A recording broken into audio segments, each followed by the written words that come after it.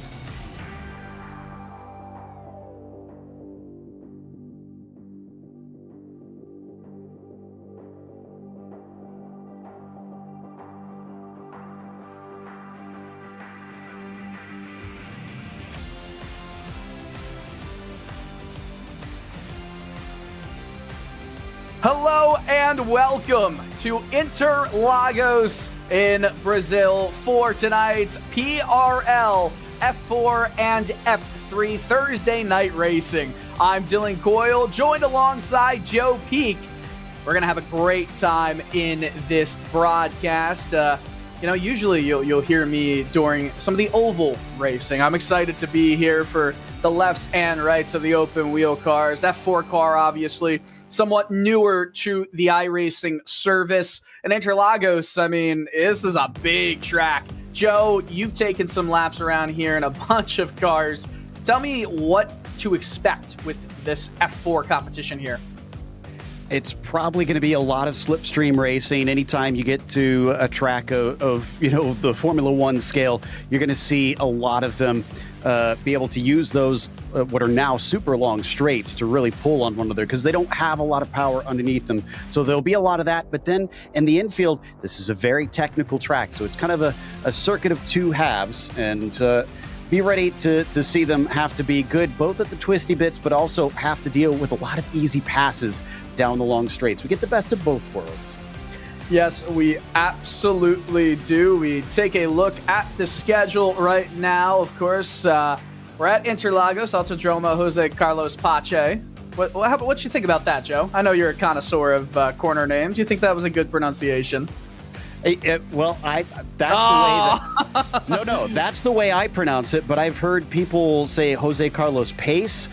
But I'm with you. To me, it seems like it should be Pache. So I'd say how you say it is right, but I've heard variations. Very fair. Of course, the Hungaroring in a week's time, Zandvoort. Then we come to the stateside for Lime Rock Park before heading to Suzuka.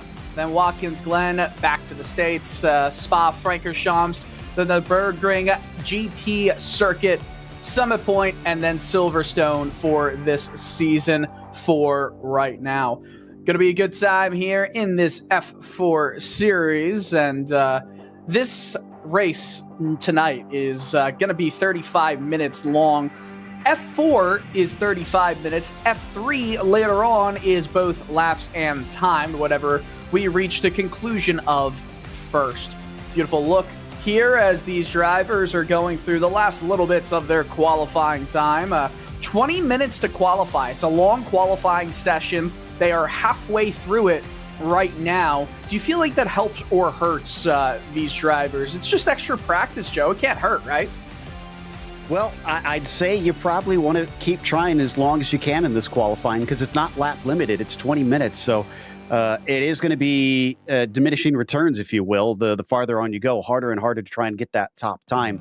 But you really shouldn't waste any of it, if you ask me. Get out there and see if you can find something, especially if the track cools.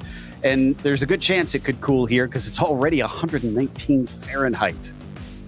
Yeah, it is a hot one, but we are ready to talk about some of our great partners here with PRL. How about Advanced Sim Racing? It's owned and operated by passionate sim racers. Advanced Sim Racing designs and builds the sturdiest and most durable aluminum profile racing simulation cockpits available in the market today. All PRL members also get a 5% discount on ASR products using the Precision5 coupon code. RaceBox Sim Racing. RaceBox offers mid and high-end button boxes for sim racing enthusiasts, from the casual gamer up to the most meticulous sim racing driver. Competitively priced and carefully handcrafted, our button boxes are an enjoyable addition to any sim racing setup. Visit RaceBoxSimRacing.com and get a 5% discount using the Precision5 coupon code. How about the Butt Kicker? Butt Kicker products add incredible immersion and realism to every game. Feel every nuance and truly put yourself in the driver's seat. Mechasim Hardware. Mechasim Hardware is a small company from Czechia, and their goal is to produce high-quality sim racing hardware.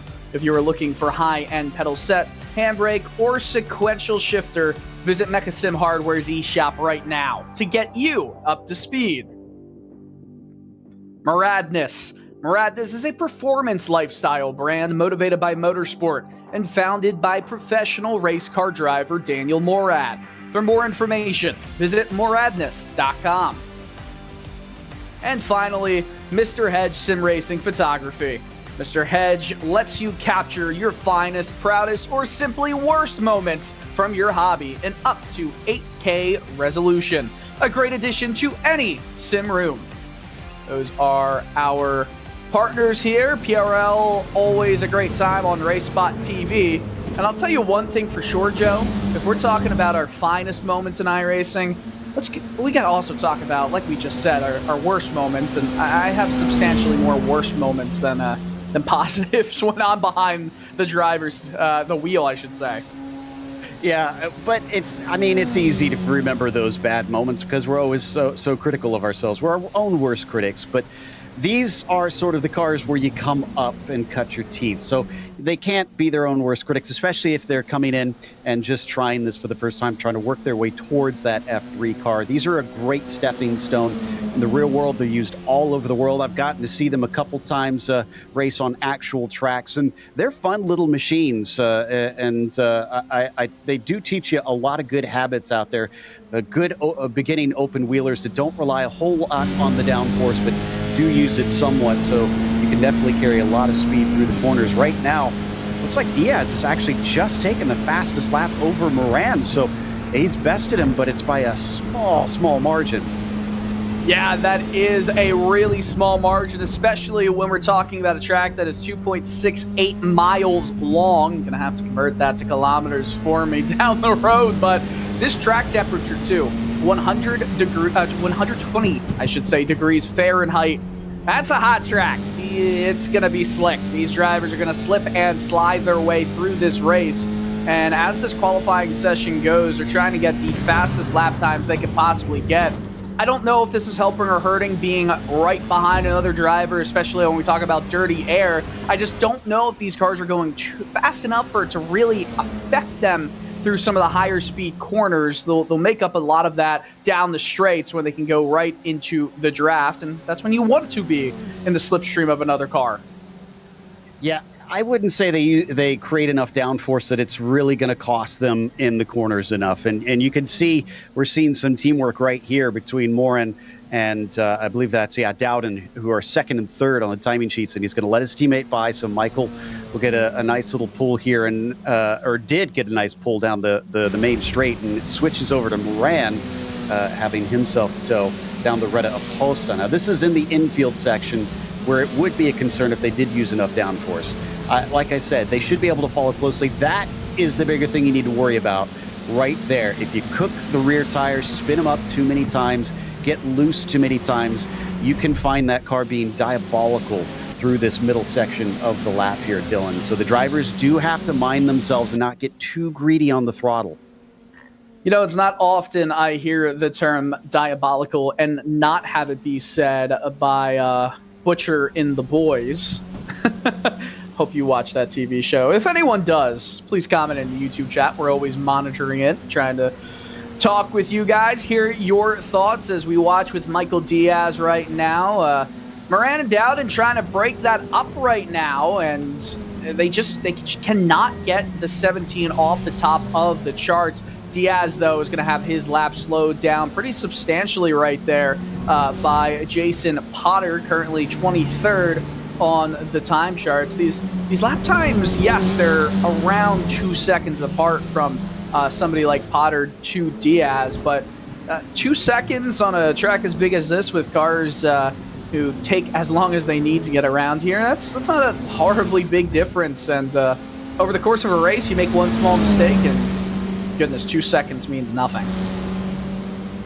Yeah, 2 seconds could mean the difference in the pit stops as well. Well, we don't have pit stops for this one, but once we get to the F3s, it'll make the difference. And speaking of which, you could see a car coming into pit lane there, taking a bit of practice entry.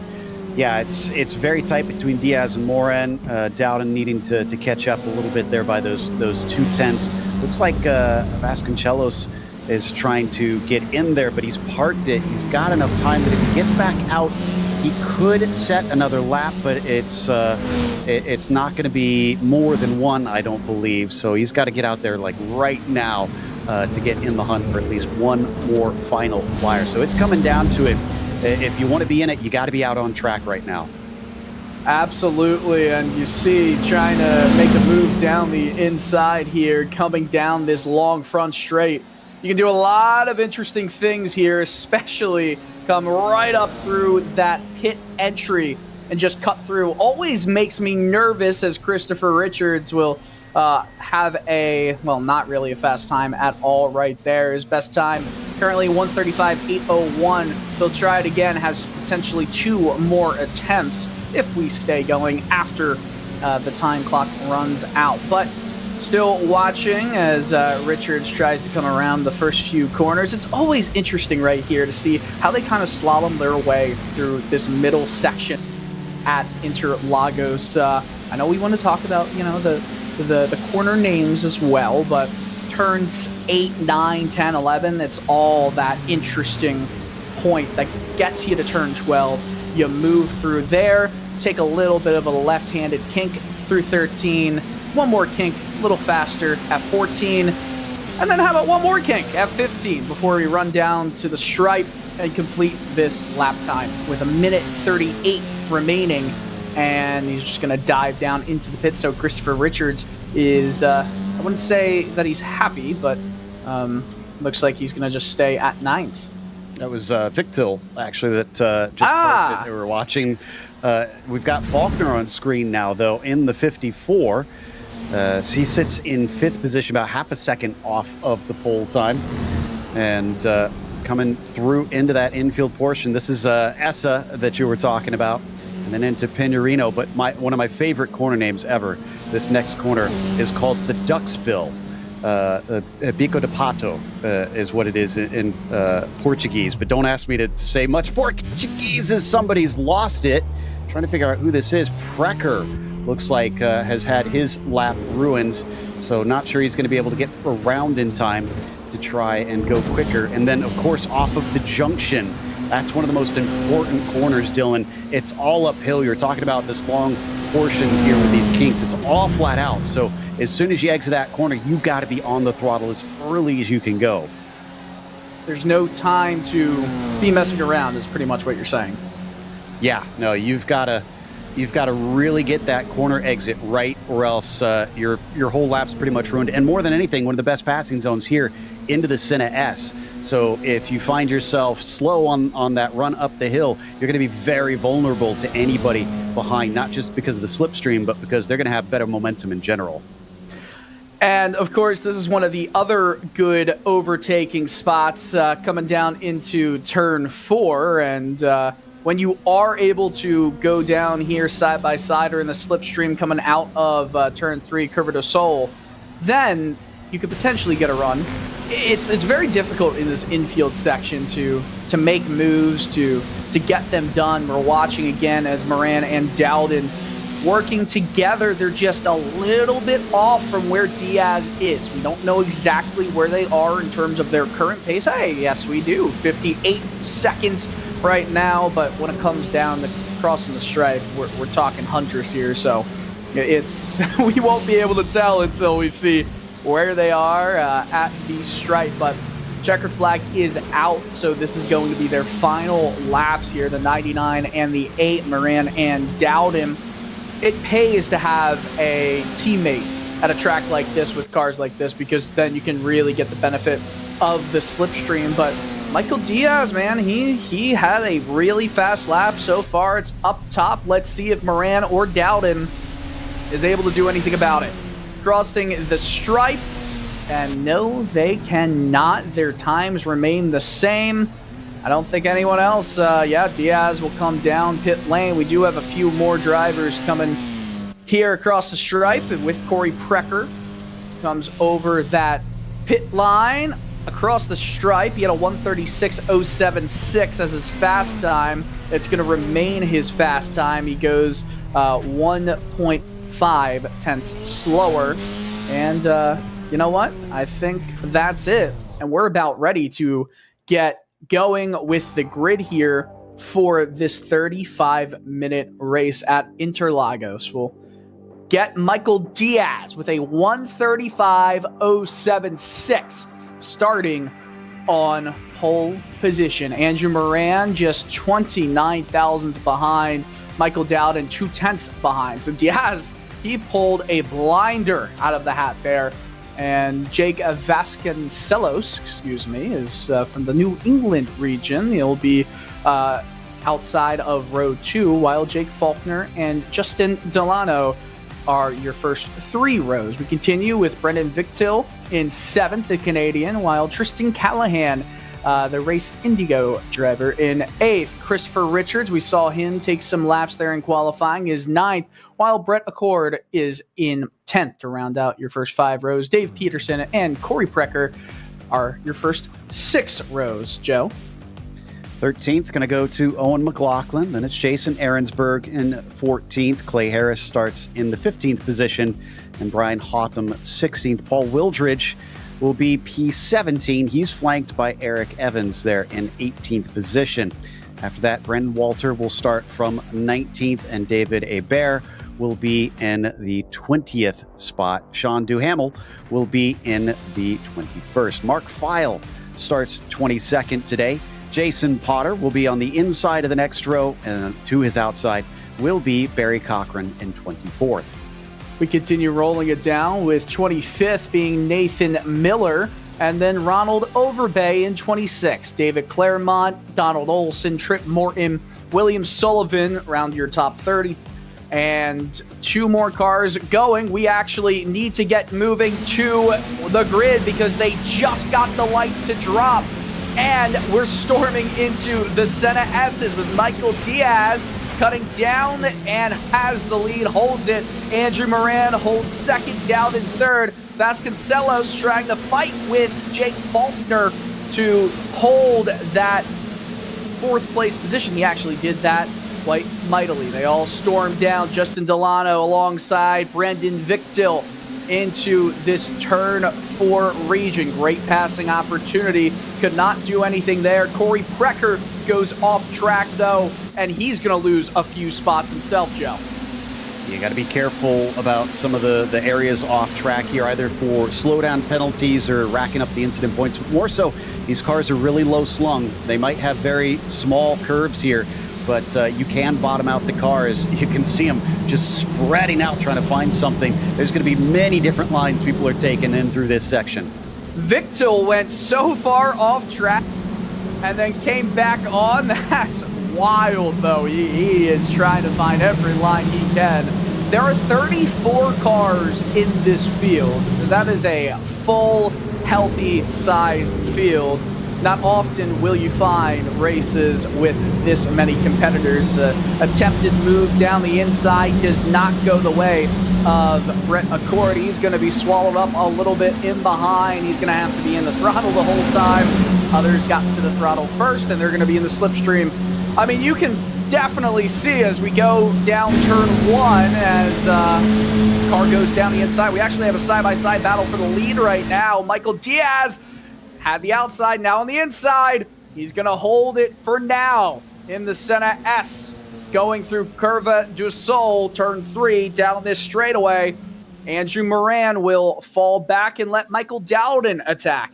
It must be really scary. I'll ask you this, Joe, to be Michael Diaz and see 2 teammates that are willing to let each other go, work with each other for fast times, and in all honesty, to get a 1-2 finish here.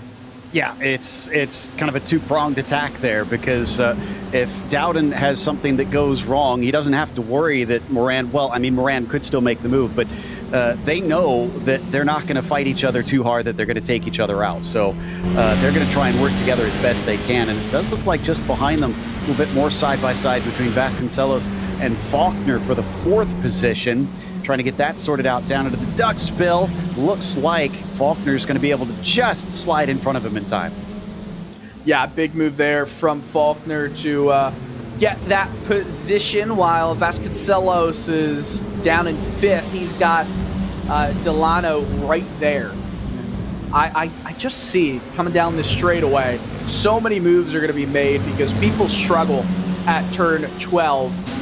It is a hard corner to get right, and like we were talking about a little bit earlier, you get that corner wrong, there's no way you're going to be able to maintain a good defense or a good attack coming into turn 1, the Senna S's.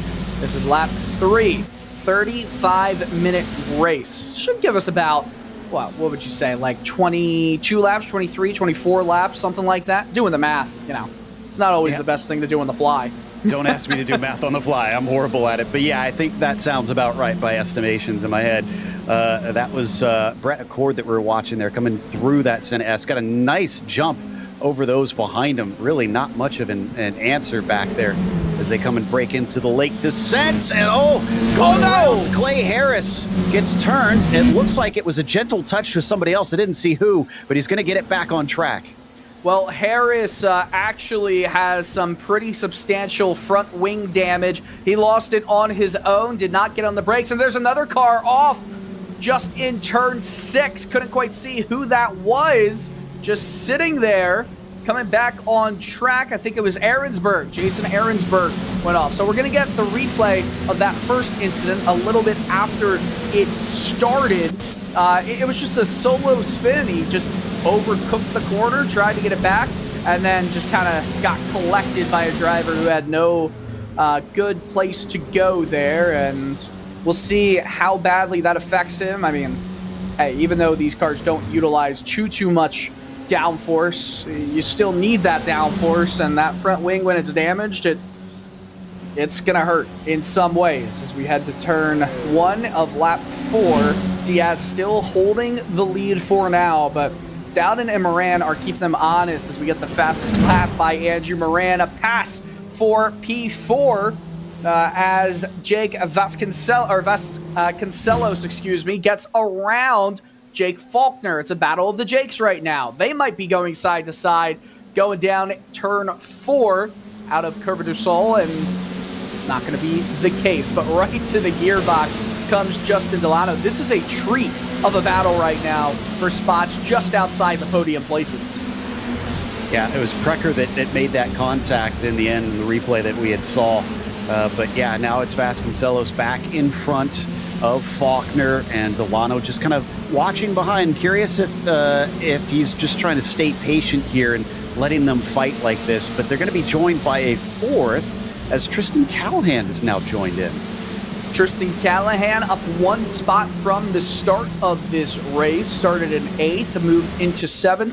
That's kind of been the story from the top 10 runners. Not many positions have been gained throughout the day so far, throughout the night, if you will, depending on where you are in the world. But in sim time, it's obviously not nighttime. It's just past noon, 12:32 p.m., or I guess that works in the 24-hour clock as well. Diaz having to defend from Dowden. Dowden takes a peek. He's going down the inside here. He's going to put Diaz on the outside again, but in turn 2, they almost collide. Diaz has the inside. He's going to have the run, and I think Dowden, I thought he was going to just move to the outside and let Moran try and get that pace. They're going to go side by side for the moment. Dowden lets him go, though, so they swap back over. I like it. Give them one try. Give them one chance through the center S's. If you cannot complete the move, then move out of the way. Let the teammate go after it. Yeah, that's exactly what I was talking about. He didn't go ultra defensive on him. He saw him coming, let him pull the slipstream, and then let him go by. We'll see what happens from here. This is between Faulkner and Delano once again. They're starting to lose touch with Vasconcelos. They got to watch out because if he could pull away, especially here through the infield portion, he could break the slipstream, and that's the last thing they want. But it's going to be tough. I believe it's upwards of close to 1.5 seconds that you'll feel the effects of it. Yeah, absolutely. Almost going off track was Justin Delano right there as we go around Duckbill. There we go. There you go. See, there we go. You go to Pato, right? Exactly. Yeah. We love it. Good we memory. love it. Thank you very much. It's helped. Oh, look at Delano getting swirly. Oh, he was getting swirly for the time being, but we're currently tracking the lead battle again. Diaz, Dowden, Moran. Moran has a run. I don't think he's close enough, though, so he's going to have to hold his attack for one more lap, but he does swing out about half a car length width-wise to the right and gets a pretty good in-swing and out-swing here, but he doesn't necessarily hit that middle apex. He kind of took a late apex right there. Stays within fighting distance. I don't know if he's close enough. He won't be to attempt to move down here into turn 4, but I mean, he's right there. It's going to be like this for the rest of the race. Diaz has to have nerves of steel. Yeah, no doubt. And he's been dealing with it well. That 17 has been pretty unflappable from what we've seen. So we'll keep an eye on him. If he makes a mistake, that'll be more telling. But so far, so good. Granted, it's about 9 minutes into this event. So it's still early days, I'd say. I think we lost a few, by the way. Belvance, Klist, Morton, and Bear, along with Ahrensburg, look like they are all in pit lane. And some of them have joined there recently, so we must have had an accident in recent times.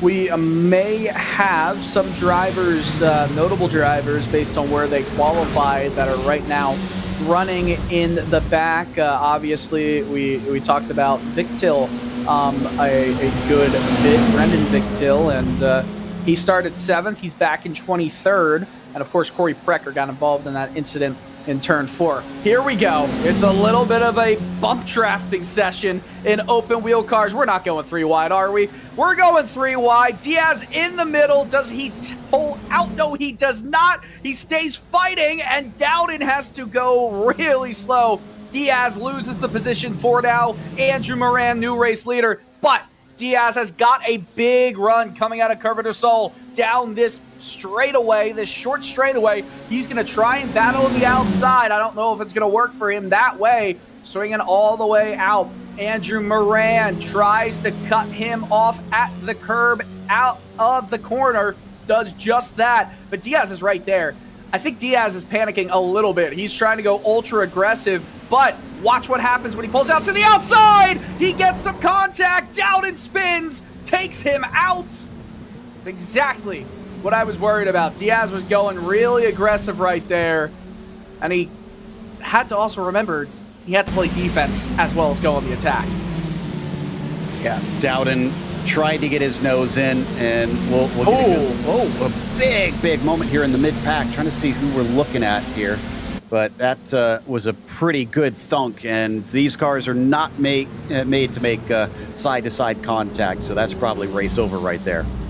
Or bump draft, but we kind of saw that between the teammates Moran and Dowden down the straightaway, or at least you could put maybe a piece of paper and it would stick right between them down that straight. Well, I'm sure Diaz did not want to do that. Here's the replay right now, Joe, and you got to worry about the defense as well. Yeah, so I think, honestly, from what I could see, it looked fair from that angle.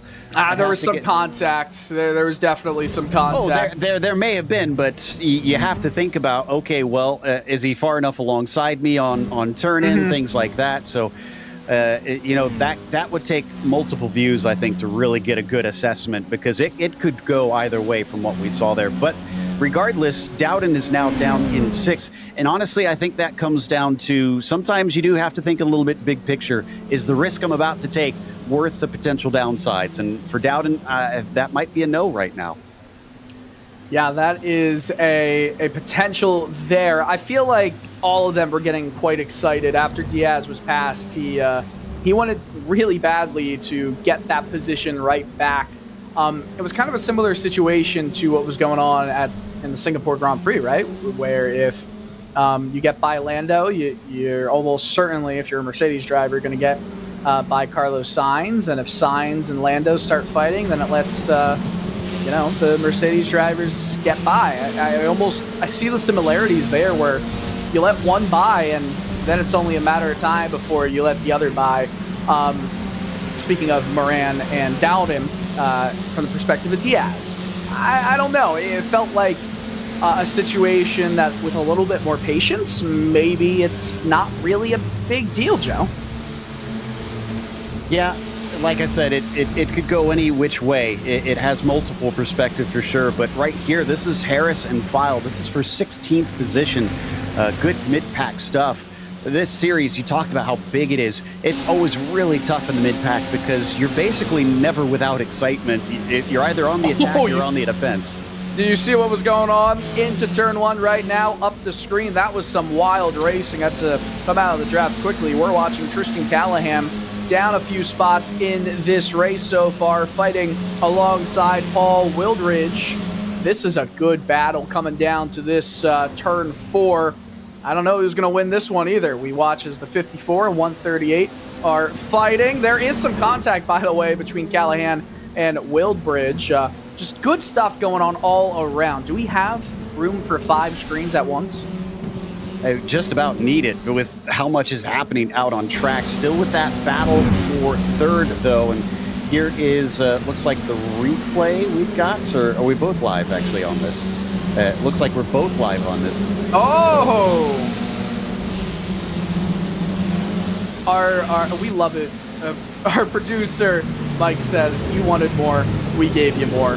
And that's exactly what I like. This is perfect. We see Faulkner fighting for P3 right now. He's in 4th. Vasconcelos got by him on this lap. And now Delano is coming alongside him. Tristan Callahan as well. Some good, healthy battles. Yeah, I know it says Faulkner on the left one, but it's the right one that has Faulkner right now. He's side by side with Delano and can't hold him back. Faulkner's been just letting spots slip by him here. At some point, he's going to have to start fighting back to get into this. Also, just saw Dave Peterson come into pit lane. Do they actually have a pit stop in this? Apologies if I misreported earlier. It wouldn't surprise me, but at the same time, I was going to wait to see, because it is a 35-minute race. So you think, being on these tires, maybe it is quicker going down this pit lane to try and get fresh tires and attack. We'll have to see what the rest of the field does. It might just be a fuel stop as well, as well, when you're going right now, these drivers are 10 laps in. That's 26.8 miles on a tank of fuel. I wouldn't say these fuel tanks hold that much. In the past, they've limited the fuel tanks in the PRLs for series that need pit stops or that they want to have 50%? Pit stops. Yeah. So there you go. It looks like they have tried to make sure that you have to do a pit stop in here then, which is interesting and adds a completely different element to this. Those who are in the slipstream might actually be in a bit of an advantage because you can do a lot of tricky saving that way. Yeah, absolutely. You will not use as much fuel when you are in the slipstream. It just saves a lot of usage, as we see Dowden trying to get back into the fight here. Michael Diaz, fastest lap of the race. Michael Dowden will make a move on Justin Delano. And guess what? Dowden's back into P4. Vasconcelos has moved into the podium position as of a few laps ago when Dowden had his issue. Dowden's fighting back. I mean, a podium is well within reach.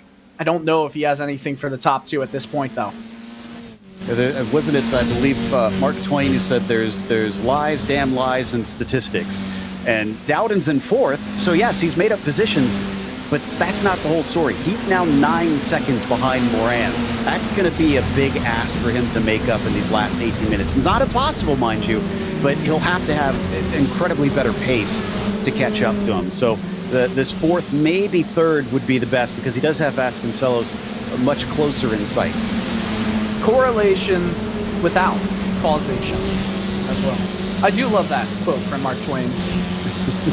He is. I'm a Cincinnatian, so there's a lot of Mark Twain quotes that come around here. Yeah, that is very fair. I know we talked about your Cincinnati background before the race. We did together on, what was it, Sunday in the PRL Cup Series opener of Season 4. It's also very interesting how playoffs are a thing with Oval Series, and obviously it's very within the Oval world that playoffs are a thing, and I hope it doesn't ever seep into other series as we see some more cars going into pit lane, and you never know though. You never know based on that. See, I wasn't lying. Faulkner is in pit lane. Oh, he missed his pit stall though. Yeah, he absolutely did. You know, I always wonder who's going to be heading down the pit lane, just because they're cutting down the inside the entire way. We see a battle for the lead is about to be formed right now. Well, there's been a battle for the lead the entire race, and they are still so close together. There is traffic in front as well. Clay Harris currently on the lead lap. He's going to probably go a lap down. The blue flags are going to be waving right now. Michael Diaz, remember, just had the fastest lap of the race. 16 minutes and change remaining in this affair right now. It is a good one. A wide angle taken into one of the final quarters by Moran. But do they decide to come into the pits, Joe? Yeah, that's the big question. We've seen Faulkner. I think he's the highest driver to have pitted right now. So that's the first of our front runners to really blink. And Diaz gave a good run coming down the Reta Oposta and then out of the Descida del Lago as well. Couldn't quite get it done. We've got another replay. Somebody have an accident down into the Descida del Lago. It's a deceptive corner because it's kind of downhill and off camber here. I do enjoy you. Oh yeah, that's another. Oh, well, that's a glitch. If there ever was one. Diaz and Moran side by side for the lead, and it's a swap over move. Diaz gonna try and get the run out of Descida del Lago, and this is gonna be a good fight in the 6 and 7, still side by side. Gotta give the edge to Moran though, just for now. With that much of a right-handed sweeping set of corners, it's almost impossible for a car on the outside to make a move. There's still that 2 cars of traffic right now, as Diaz came really close to the rear of Moran. Yeah, there's very little braking down into the horseshoe, that long double apex right-hander. So if you're on the outside, you're right. It's going to be extremely difficult to get it done. But that was almost a mirror image of what happened before. So Diaz doing the same thing again. Not sure if he's just poking and prodding, maybe trying to see if he can get Moran to make a mistake, or is he out of ideas?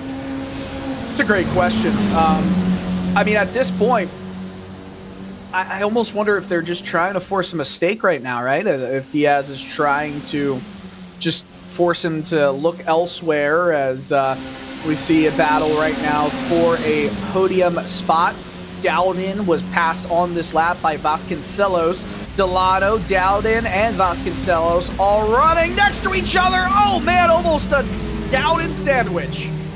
He's very lucky he was given enough space there by Delano, but Delano gave up so much trying to preserve his car. I think it'll work out in the end because he should still be able to pull up on them. And is this it's happening again? Yeah, he's going to try and cut underneath them. He keeps doing this move, and unless he's going to be far enough ahead they can chop down, this is just never going to work. He's going to have to try and get tricky on him.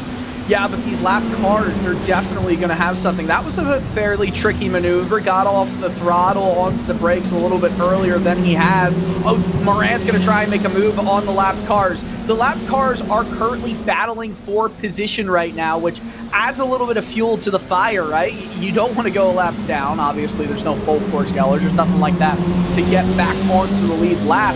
But you're not going to give an inch when it comes to fighting for a position. Harris and Gore, they're fighting for 27th place right now. I mean, everyone's going to have a slipstream down here. If I'm in Diaz's car, I'm pitting this time. You can, like you said, this traffic could hold them up, and if he banks on Moran staying out, this could allow him to make the jump. So he's got to kind of hope that Moran's going to just try and carry on and doesn't pit with him. Oh! No, it's going to be the reverse. And Diaz goes through. Diaz gets through all the traffic in one fell swoop right there. So he is with clean air. He is moving ahead, continuing with the lead. I don't know. I feel like, yeah, it was going to be a little bit concerning, but he got through the traffic almost immediately as Moran went into pit lane. So we'll see if the undercut works for Moran. He had the lead, but just barely. Coming out of the pits right now onto the Red Pasta. And we'll see if he has the lap times in front of him. My only concern is that if you look in front, yes, there is no traffic. There's nothing like that right now, but does that hurt more than it helps? You spend a lot of time on these straights, especially that long front straight. I think it's going to come out neutral in this situation because Diaz, like you said, he disposed of the two lapped cars pretty quickly. So the fact that he came out in clean air was honestly critical there for Moran. He needed to basically be in the same situation as Diaz because, like I was saying, for the undercut to work, they needed some traffic to slow up the car that stayed out. So here we go, the side by side. Surely Diaz has got to respond this time in pit. He is, let's see. He does. There he is. He comes down into the pit. So it's also going to potentially save, a millisecond with the amount of fuel he'll put into this F4 machine. That's 2.5 miles pretty much of fuel that he does not need to get into this car. So we'll see if that works. Moran's going to blow by, at least for now, but because of this pit exit, it makes it quite interesting seeing them race side by side. Diaz is out, and I mean, they're almost side by side. I think Moran is gonna have to just settle for second, even with the speed he's got down Red Pasta, and look at that, the overcut ended up working. It did. So he's got the track position now, does Diaz, but how important is that going to be? We saw he was having trouble getting back past Moran, so maybe this is exactly what he needed at the end. It's going to be hard to tell. It's kind of an only time will tell situation here, and it depends on how aggressive Moran will be. Plus, he doesn't have his teammate with him now, so now it's a straight head-to-head fight. That is my one question. If Dowden was involved in this battle, how much of a difference of this race do we see? I feel, oh man, it'd be a lot harder. Dowden and Moran working together would, like I said, be a two-pronged attack. If one has a problem, the other can try to cut back underneath and make a move there. So right now, this is a lot better situation for the 17 car, that he just has to fight one car instead of two. Well, Andrew Moran is going to be in the slipstream, and I don't think it's going to be any surprise that by the end of this front straightaway, they're going to be side by side. It's just a matter of inside, outside. Outside for turn one is what Andrew Moran wants. He gets half a car length in front, still side by side. Diaz will fight back, but Moran gets inside track. He doesn't, though, get in front and clear of Diaz through turn two, meaning Cover to Soul is Diaz's to take. Right out of pasta right now. Side by side again. What do you think, Joe? I think this says that track position is pretty darn important here.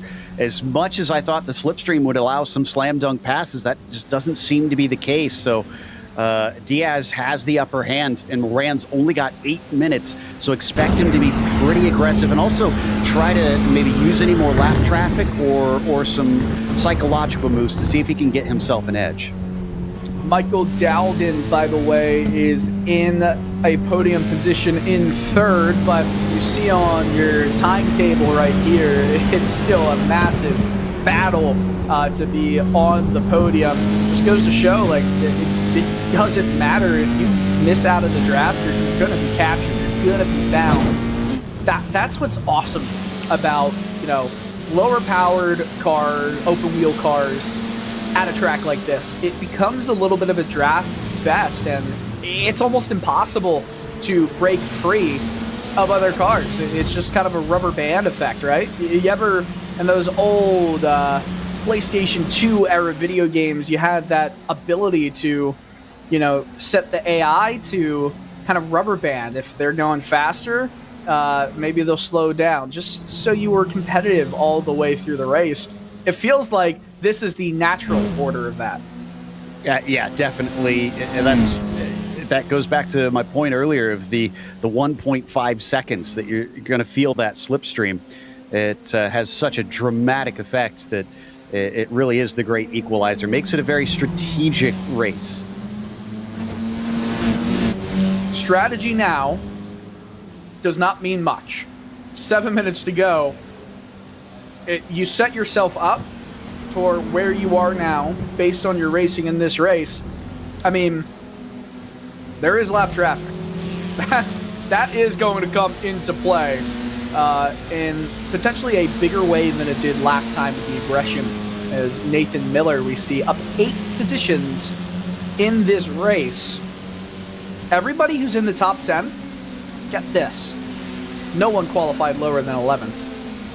We got some fast cars in this one. It's proving to be really important to be up at the front here. Yeah, that was a great move by the likes of, I think it was, Miller in the blue machine, trying to go around the outside. Just couldn't quite make it stick in the end. And then back up the hill we go.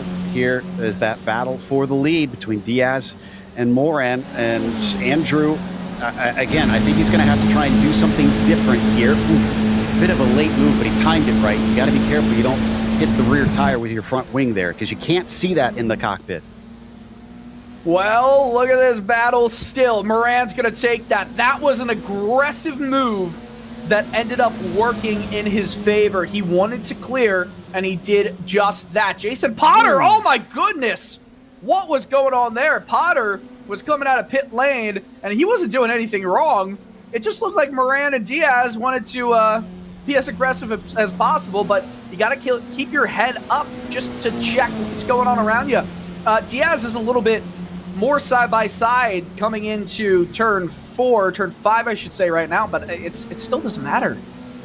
Now, what was happening there was Moran was trying to cover off the inside line. He had to go right up next to that car to do that, so that Diaz couldn't do anything there, and he blocked off that entry.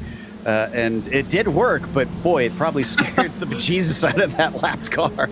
Yeah, that was why are you picking on me, man? Kind of moment. That was scary.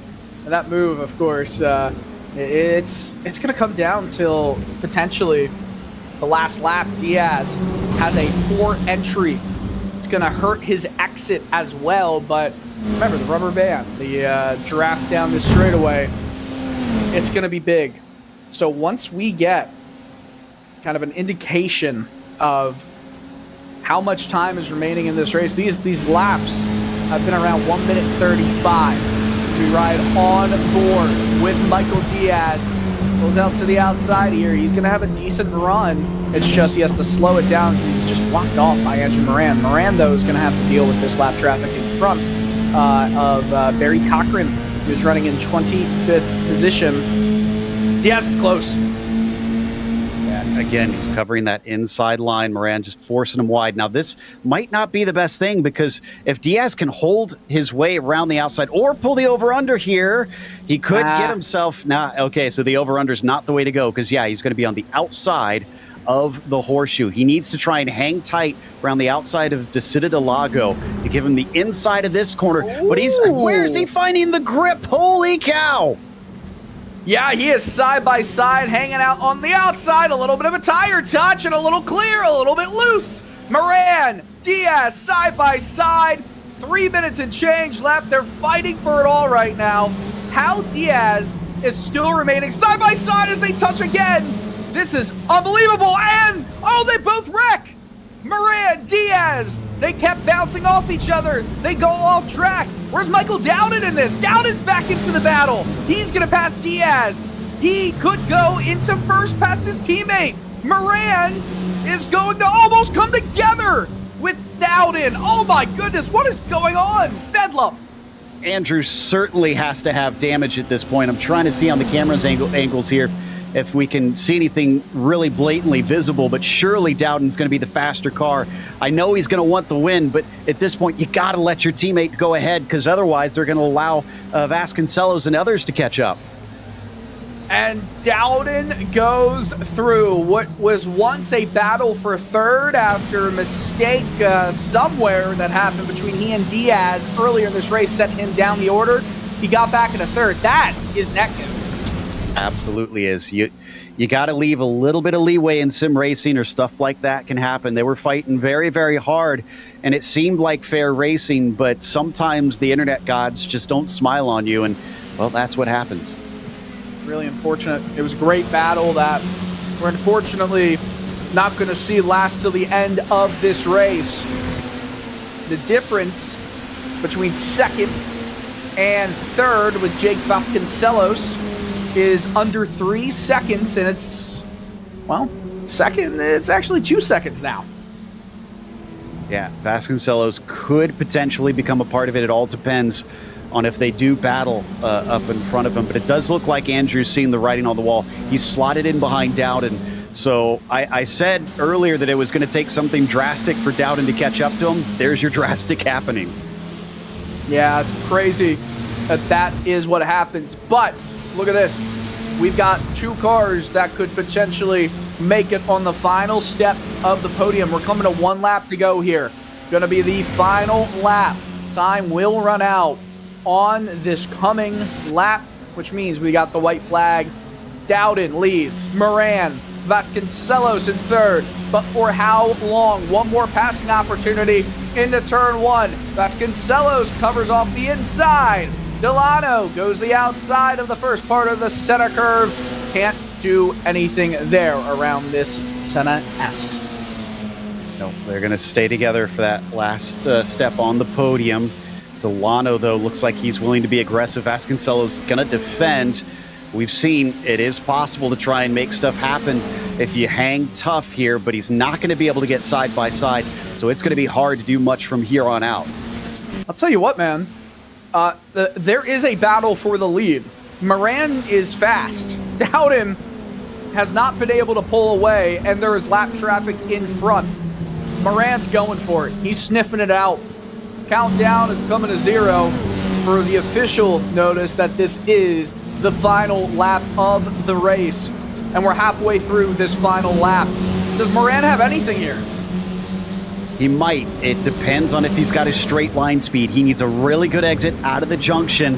And if he can get ahead at the finish line, that's all that matters now. All that matters. Pretty good corner right there at turn 12. Through the last few left-handed kinks, Moran is in the slipstream. I don't know if he's fast enough. Dowden is kind of getting some help as well. The last few hundred meters of this race going to be agonizingly close for Moran, but Dowden wins this race in a wild circumstance. Jake Vasconcelos finishes on the third step of the podium. Justin Delano in fourth with Jake Faulkner in fifth. Michael Diaz currently scored in 25th. Would assume that he moves back to 28th place by the time it's official. Yeah, that is just horrible to see. He had a black and orange flag. He probably could have carried on, but if his car was too damaged, then he may have had to tow to the pits. I suspect that is the case, because once you have less than 3 laps to go, that black and orange flag is meaningless. You just try and drive it home. This is the second race win in PRL competition for Michael Dowden. Second one in an open wheel car, and I'll tell you what, he deserves it. He had a spin earlier and made his way back into third. I mean, he put himself in the catbird seat, did he not? Yeah, absolutely. I mean, he made good on a bad situation. Honestly, you can't give up. You got to keep pushing, and that's a perfect example why. If he had just decided, my race is over, I'm not going to push hard anymore, he might have wound up behind Vasconcelos, and instead we'd see Jake doing donuts in the grass as the last of the cars cross the line here. Last of the cars do. We can finally get our finishing results. Michael Dowden wins the race by just under 2/10. I don't think Moran was close enough at that final corner. He gave it a great shot.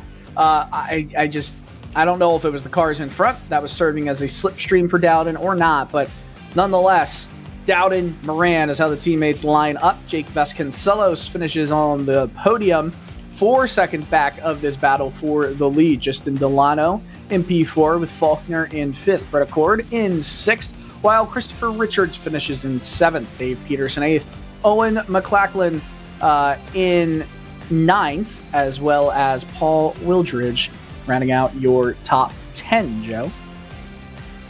And in 11th, it says Tristan Callahan, but I'm showing Eric Evans scored there with Mark Feil in 12th and Brian Hotham in 13th. Nathan Miller, P14 here, as Sean Duhamel will be in 15th, and then Brennan Victil in 16th. Paul Wildred 17th, and Brandon Walter 18th, with David Claremont 19th, and just a few more cars on the lead lap. Ronald Overbay was 20th.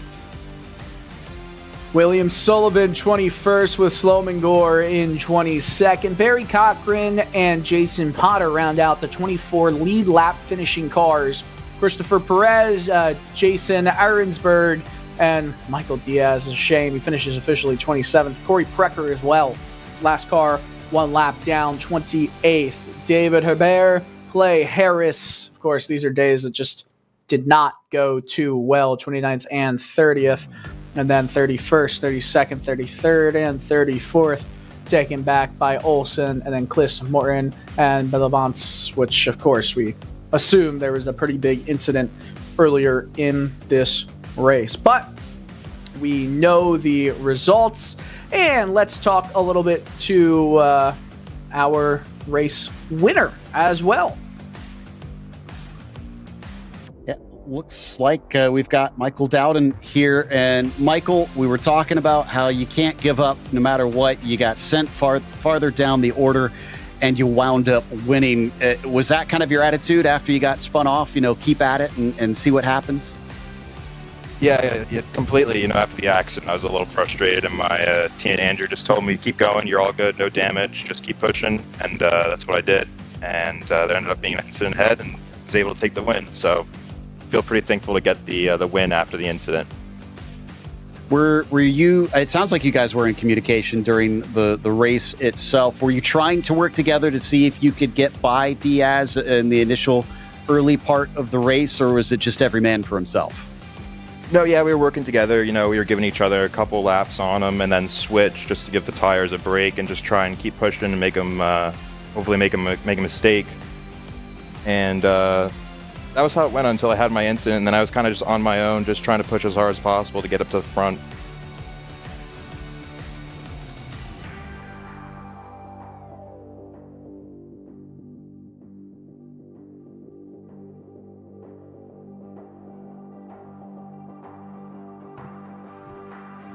Hello?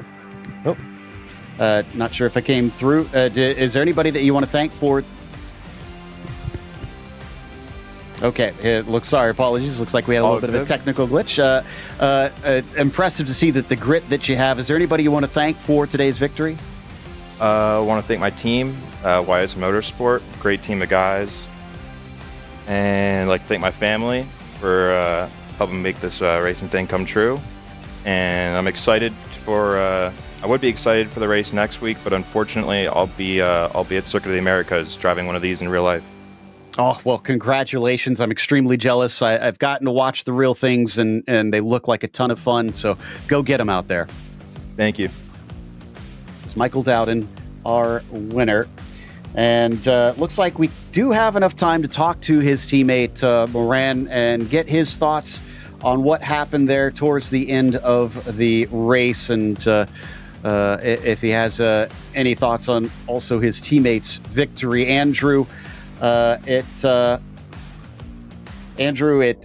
looks like it's a bit of disappointment today with a second place. Still, the team managed to get away with the 1-2. What are your thoughts on what happened with the contact? It looked like netcode to us, but you certainly had your own perspective.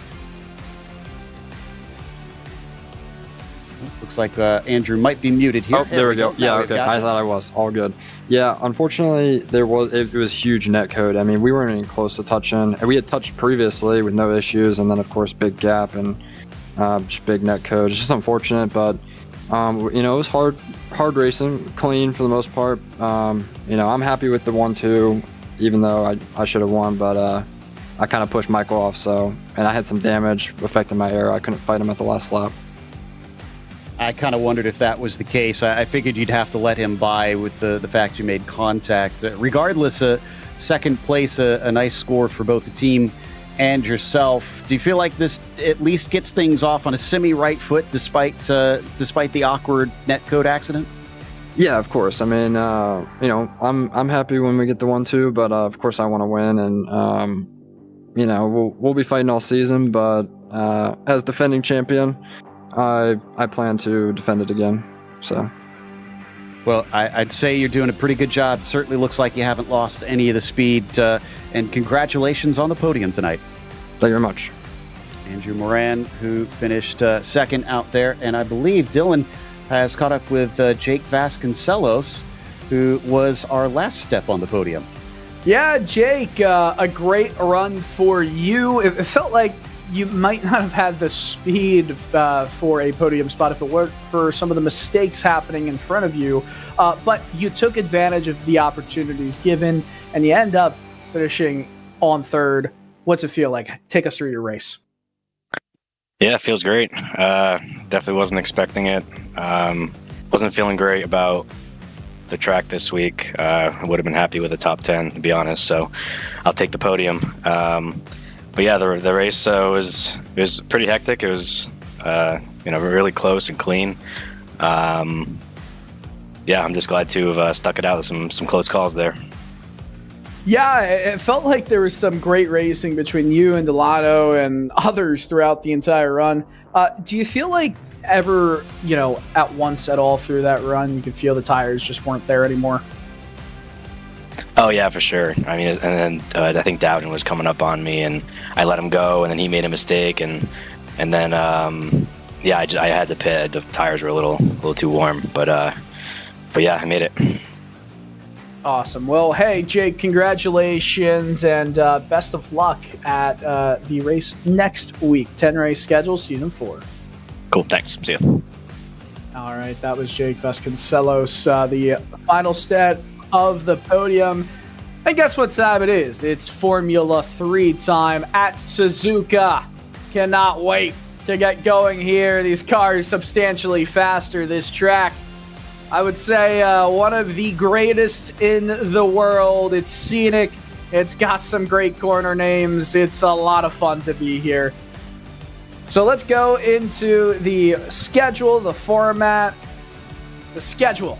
Suzuka, Bathurst. Those are some amazing tracks to start the season out with. And then, of course, Road Atlanta, just north of Atlanta, Georgia. Red Bull Ring, and then Oregon. That's going to be a very fun track to go to. I think it's the first time, Joe, that we'll ever see that track used at a PRL race, is it not? I actually don't know. I would assume.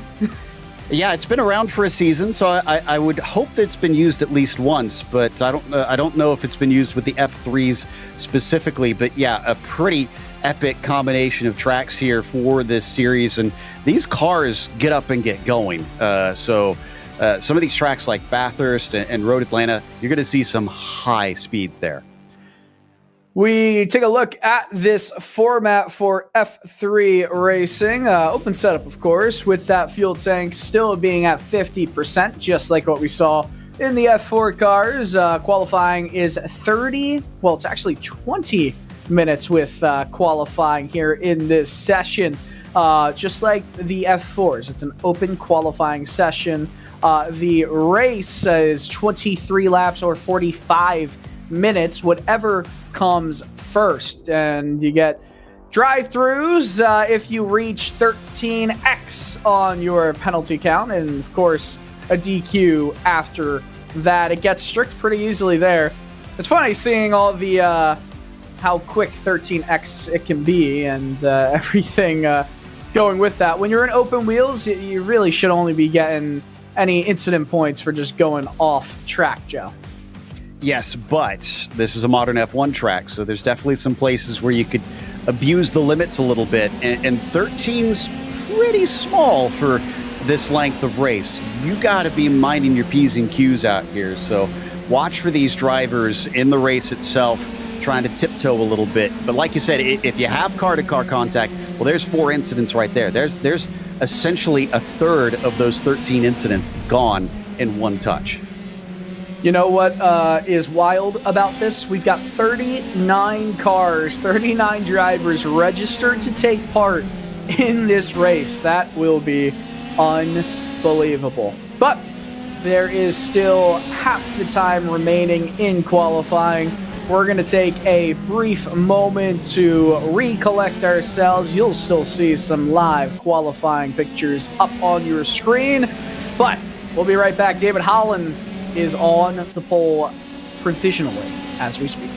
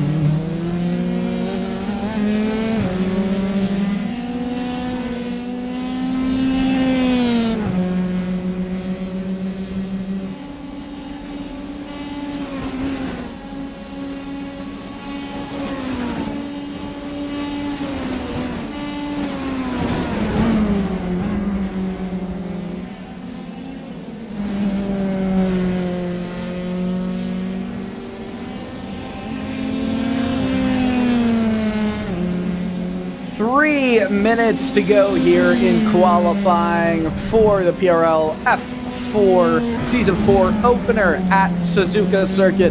I am Dylan Coyle, joined alongside Joe Peak. This has been a intriguing night so far of the opening night for Season 4 of PRL F3 and F4 competition.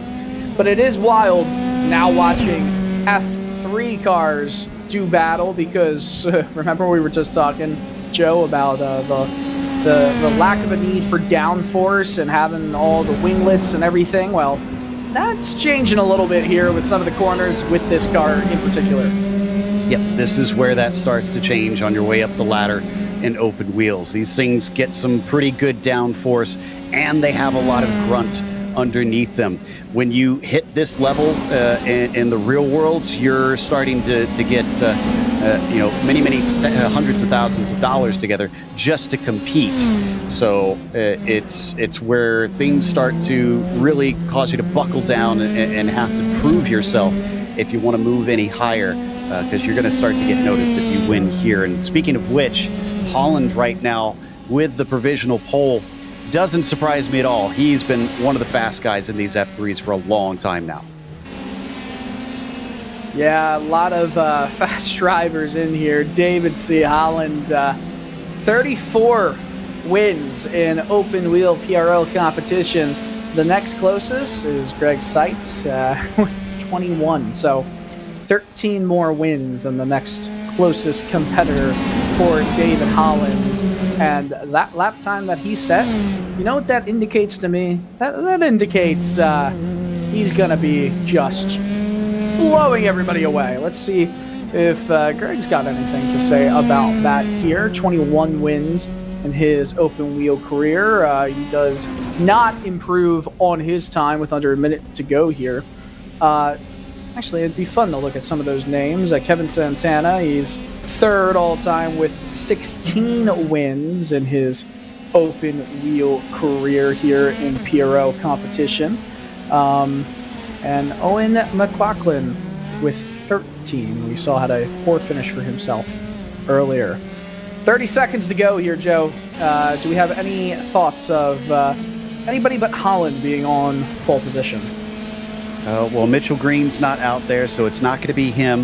Looks like DeTulio's on his final flying lap now. He's not going to be able to get the line in time, so he's got an opportunity, and he is showing about 3 to 4 tenths up on his best lap. So there's a good chance, since he's about 0.314 behind. Here we've got him on screen now, and it looks like he's actually got a bit of a toe going for him on top of things. Yeah, definitely. That's an interesting look right there as we see going through these final corners. So difficult to get this one right, especially on the switchback here. That final right-hand run down, this downwards facing straight. And I don't think he's got anything. Let's see. No. He does. He does by 13 thousandths. Wow. Goodness me.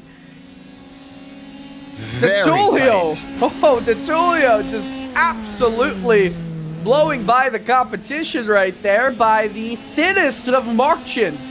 David Holland was 4 tenths up on anybody else. DeTulio comes to that the farthest stripe, the farthest start-finish line at Suzuka Circuit, crosses it, and he just, I wonder if he got help, a little bit of help from the car in front in terms of getting a slipstream there. We see Alexander Rivera. I'm so sorry, Joe. I was going to say, I'm pretty sure that made the difference there. Yeah, that pulling him along, considering he was 3 tenths up and at 13 thousandths, yeah, that'll give you just enough to cause you to squeak by. Looks like we got one car coming up the backstretch, trying to make up, looks like Ridgeway here. Alessandro DeTulio has 1 open wheel win in PRL competition, 2 GT wins. I mean, that's some massive speed he's showing right there. Another move as Verratti moves up his position, ends his lap. The 17 machine, we'll see, come across the line. Any improvement? A tiny bit of improvement for Ridgeway. He moves up to 22nd spot, which I mean, when there's 39 cars that have qualified for this race and all of them have qualified and set a time, and yeah, that's just wild, man. This is going to be a fun one. I can't wait to see this run into turn one, but let's go over the grid real quick. 39 drivers. Here's the starting lineup here. And Alessandro Di Tullio will be on pole position. 13,000's back is David Holland. Mitchell Green. Hey, Mitch Green. I actually played hockey with him. Long story short, we'll talk about it later. Kevin Santiago in fourth with Steven Larkamp in fifth. Greg Seitz in sixth. Row 4, Julio Palacio with Andrew Hardman, Mackenzie Roon, and Alexander Rivera, the top 10. Daniel Krangfus and Li Ho Yin Lang in 12th. Stephen Verity will be 13th. J.R. Williams in P14. Tommy Brisson will start in the 15th, flanked by Stephen Ritters. Then you've got Austin Wilkins in the 17th spot and Manuel Vargas in the 18th. Mark McDonald starts 19th outside of row 10 is Blake Ziti there in P20. Scott Bargen in the 21st is followed by Robert Ridgway there, who we saw jump up to 22nd. Caleb Lemon, 23rd, and Josh Chinsky in 24th. Joey Haynes, 25th. John Quinn, 26th. Eric Doob, Jeff Groff, Brett Thurman, and Takeshi Kita, the top 39 more drivers to go, with Michael Blyce, Michael Broomhead, Brian Lowe, Christian Jasper, Richard Swindells, Aaron Creates, and then we move to the final three cars who have lined up in Ozzy Mulwayne, Nicholas Collender, and James Carter. Cars are on the grid and getting ready to go. Not all of them have lined up yet, but in just mere moments, we will see an extreme run happen down into turn one at Suzuka. Can you feel the excitement brewing here? Absolutely, and it's a lot cooler track, so they're not going to be slipping and sliding as much around here. That's going to be critical since they do need to get these tires up to temperature here on the first two laps. This run into the first corner, followed by just snaking around all the rest of the S's, will be quite a sight to behold. 18 seconds maximum away from when the lights start to go out. We'll see and hear these drivers start to rev up the motors and get moving here for the first lap of Season 4 PRL F3 competition. They're starting to get it warmed up. Green in the air, lights out, and they go moving into turn one. Look at the big moves being made in the midfield. Big run by J.R. Williams in the back, but up at the lead. Alessandro Di Tullio on the outside. David Holland takes the spot away, going into the snake.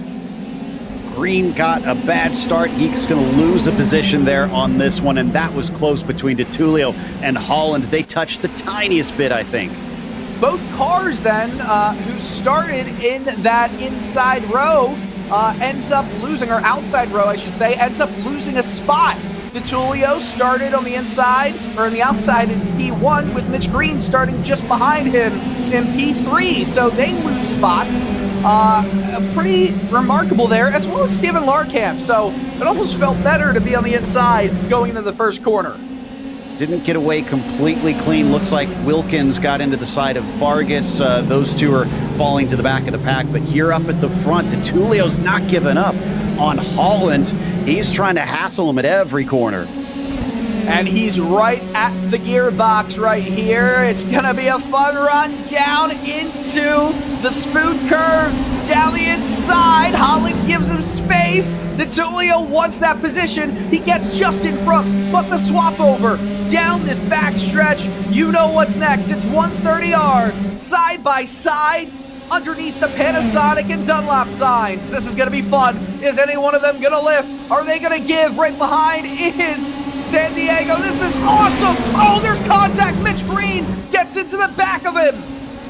San Diego's off course. It is so difficult on your own through there on the first lap because the tires still haven't gotten completely up to pressure and the car gets loose. So I'm impressed that only one of them wound up being spun around, but San Diego paid the price in a bad way. He's in 27th. Yeah, Green lost another position on top of that. DiTullio, though, asserting his lead. We catch a replay here of J.R. Williams. He was making moves early on. Oh, but right after getting up 5 or so spots, gets turned, lots of major contact, all that hard work that just kind of goes away in an instant. That's what it's like to be a race car driver, is it not? Yeah, you have to take the good with the bad. We've had another incident with Limon getting turned around, and I didn't see who the other car was involved. We're right now watching the mid-pack here up to the Degner curves. You and I were talking about this. This is going to be one of the trickiest parts on this track. It's so fast on entry, you barely brake on your way in there, and then you have to slam the brakes as you try and settle the car into the second Degner too. So maximizing that corner takes some real precision. Yeah, it's a really fun track with a lot of flow here. Let's catch another replay here. This is what happened with Mitch Green. Yeah, just yeah, it's the lightest of touches, but like you said, when you're already light right there, it's hard to, it's really hard to do anything. It didn't help that he was directly in that dirty air between Holland and DiTullio, where he had to slow up more than maybe he would have otherwise. You bring up a good point. Yeah, he probably had to check up just a little bit in that, and maybe the cars behind just didn't get the memo, and that's what caused such a major incident for him. Oh, speaking of which, we got 3 more cars piling in through Spoon Curve, Create and Carter, and then a third car I didn't quite catch, all involved in that. So it's been a bit messy further down, but now we're watching the 62 up here. Yeah, some good racing from Larkamp, who is going to have to be on the defense right here. Mackenzie Roon wants some action, goes to the outside. Will Roon get the move done? Easy does it. Larkamp gives it up. But look just in front at Palacio. I mean, Julio Palacio wants to keep that spot. There's a distance between he and Mitch Green at the moment for a top 4 spot. But that's right now the battle for the last place in the top 5. Yeah, from my experience, Palacio is a really good side-by-side racer and knows how to get it done. We're going to watch the replay of what happened with Carter. Oh, wow. Car's stopped right where he wants to be, and not much he can do in that situation. Yeah, that's an unfortunate incident. Like you said, though, not much you can do. Palacio went over the curbing, which is really high here at Suzuka. There's numerous corners where the curbing will bottom an open wheel car that's kind of planted to the ground out, especially one that is light like these cars are. And I mean, we might see some mistakes made just because of that. Absolutely, yeah. You don't really want to ride the curbs in a lot of places. There's some you can, but you have to have done your practice to really know. You can see it wasn't even going all the way out through Spoon here. I think this is, yeah, okay, so Brian Lowe going to give us a view of what happened to start it all. And once again, cars just running a little too close to each other. When one of them clips, because nobody's gotten away from each other here, Dylan, it just causes kind of a chain reaction.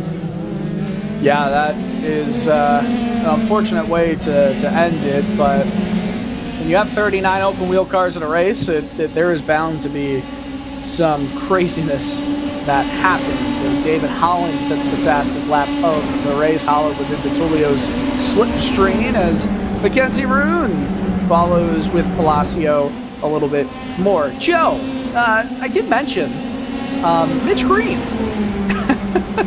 You want to hear a wild story? Sure. When I was in high school, I began running these events to play hockey at multiple NHL arenas and minor league arenas and all of the sort. 150 people, we'd have a tailgate. We'd go play on the ice before a game, and then we'd go see a Flyers game that night. I organized the whole thing.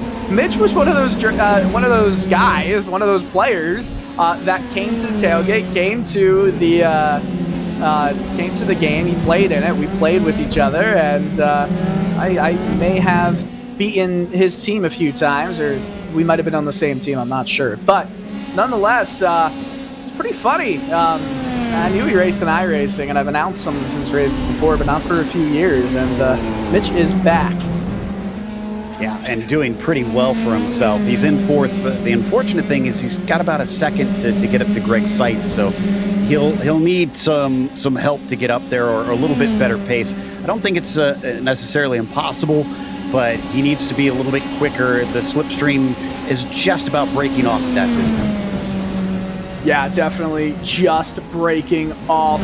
There is a potential move right in behind Palacio. Having to go on the fence right now to room, but just look at this entire pack in behind. This is there is a set of corners named Snake. And this is a snake right here.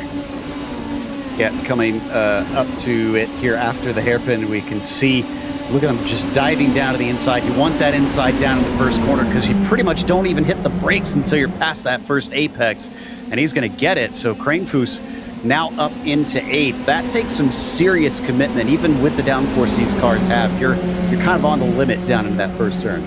I mean, hey, utilize the rubber while you've got it fresh, right? So if you've got tires that don't have much traction or much mileage on them, yeah, why not? You got positions right in front of you, might as well take it. Worry about the fence later. I mean, I don't know what your feelings are on this, Joe, but Suzuka, it's a great flowing track, as, yeah, a little bit too hot there. Going to lose some positions. 3, actually.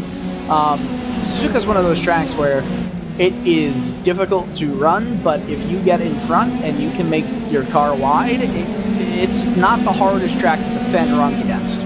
Yeah, passing's at a bit of a premium here. Now, in these Formula 3s, you get a little bit more of the effect of the slipstream because the downforce isn't as a huge part of the lap as, say, in Formula 1, but track position is probably going to be a big factor here. We saw before drivers used the undercut to try and get that. Well, expect that here today as well, especially if you find that you think you're faster than the car ahead. Maybe think about trying to pit a little bit earlier than them. Is we're going to have us too wide in the 130R. We are. Yikes! Close stuff. I don't know how they're still side by side. It's Mark McDonald and Alexander Rivera too. Oh, there's a big mess right in front of who we were just watching. I mean, McDonald and Rivera and the whole of them. It was J.R. Williams. Oh man, Williams has had an eventful race in that 13 car. I mean, he's been everywhere. We see more side-by-side action, lack commitment that we see we need to have going into the first corner here at Suzuka. If you don't have that commitment, Joe, then you're not going to get a move done. It's such a scary corner to take. I don't know if you agree with this, one of the most commitment-based corners there is in racing. Oh, absolutely. No, you're 100% on that. And Rivera going to lead that train because of that. So here's what happened to Williams. Again, I think a little bit of net code. No, maybe not. Maybe they actually did touch wheels there. It popped him up in the air, and off the course he went. Yeah, that happens. Oh, what is that? Oh, McDonald and it looks like Hardman both went off almost in sympathy. Sorry to interrupt, but down into the second Degner, completely separate incidents at the same corner at the same time. Well, when we do see the replay right here, we're going to see that Mark McDonald had it happen by bottoming out. He saw that the car slid in front of him, and I mean, maybe just took his eye and his concentration off just a moment, while the spin ahead of McDonald actually happened at the Degner, like the second part of the Degner collection of corners, while that just happened by bottoming out, and then trying to go on the brakes. It's scary. This is fun. Good racing. Yeah, that bottoming out through there is, again, side-by-side now into the Casio Triangle. It looks like it is going to be Chinsky who comes out ahead on that one with Brisson. But yeah, that bottoming out you're talking about, it's because the track almost crowns there at the edge where you have that curve, so that exacerbates it even more. And oof, not done with it. here we go again, down to that first corner here, Dylan. Oh, man. Yeah, that commitment was needed. One had commitment, one did not. And this is fun. This is some exciting stuff right now that we're seeing. Joshua Chinsky was just running through there with no regard for human life, whether it was his own or anybody else's.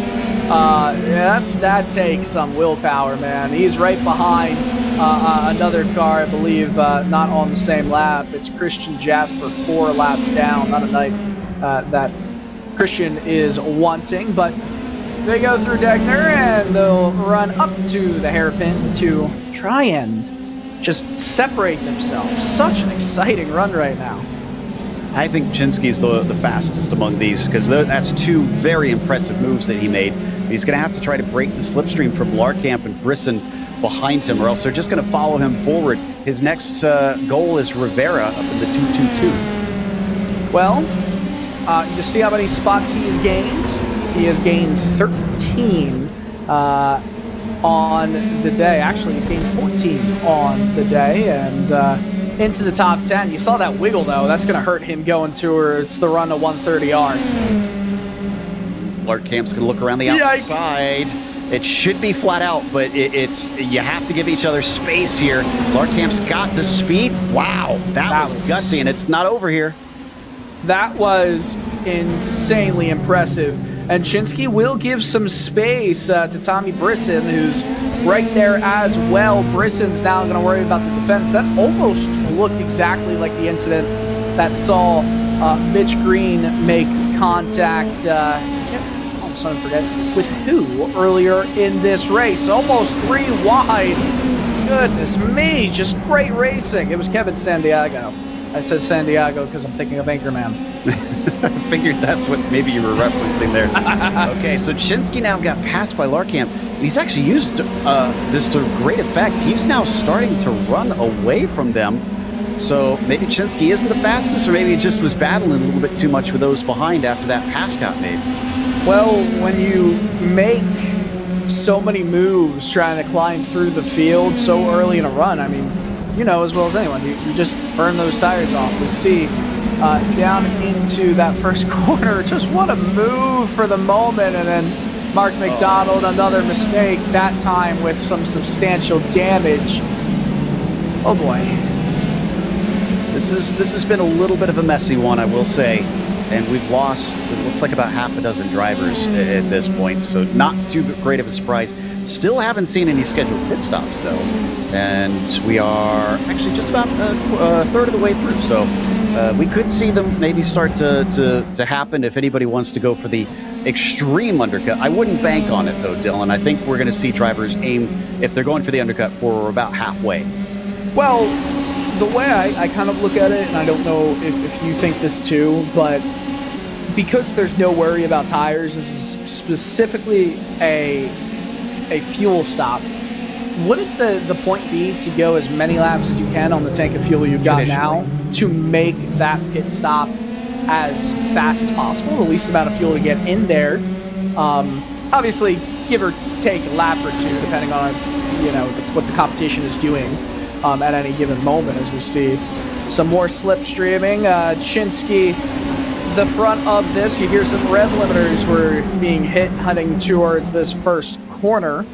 It's a string back from 11th to 14th. Yeah, and that's the reason why I say that drivers are probably going to be waiting at least until halfway, because you're right that the car is going to be heavier. Theoretically, it's going to be a little bit slower, but that will also depend, in Chinsky's case, if he is faster than this group, if he pits early, he'll be messing around with them less. That's less mucking about, losing time, just battling. So it could be the faster strategy, but he's banking on not coming out in traffic. So it's a bit of a roll of the dice. Off course there.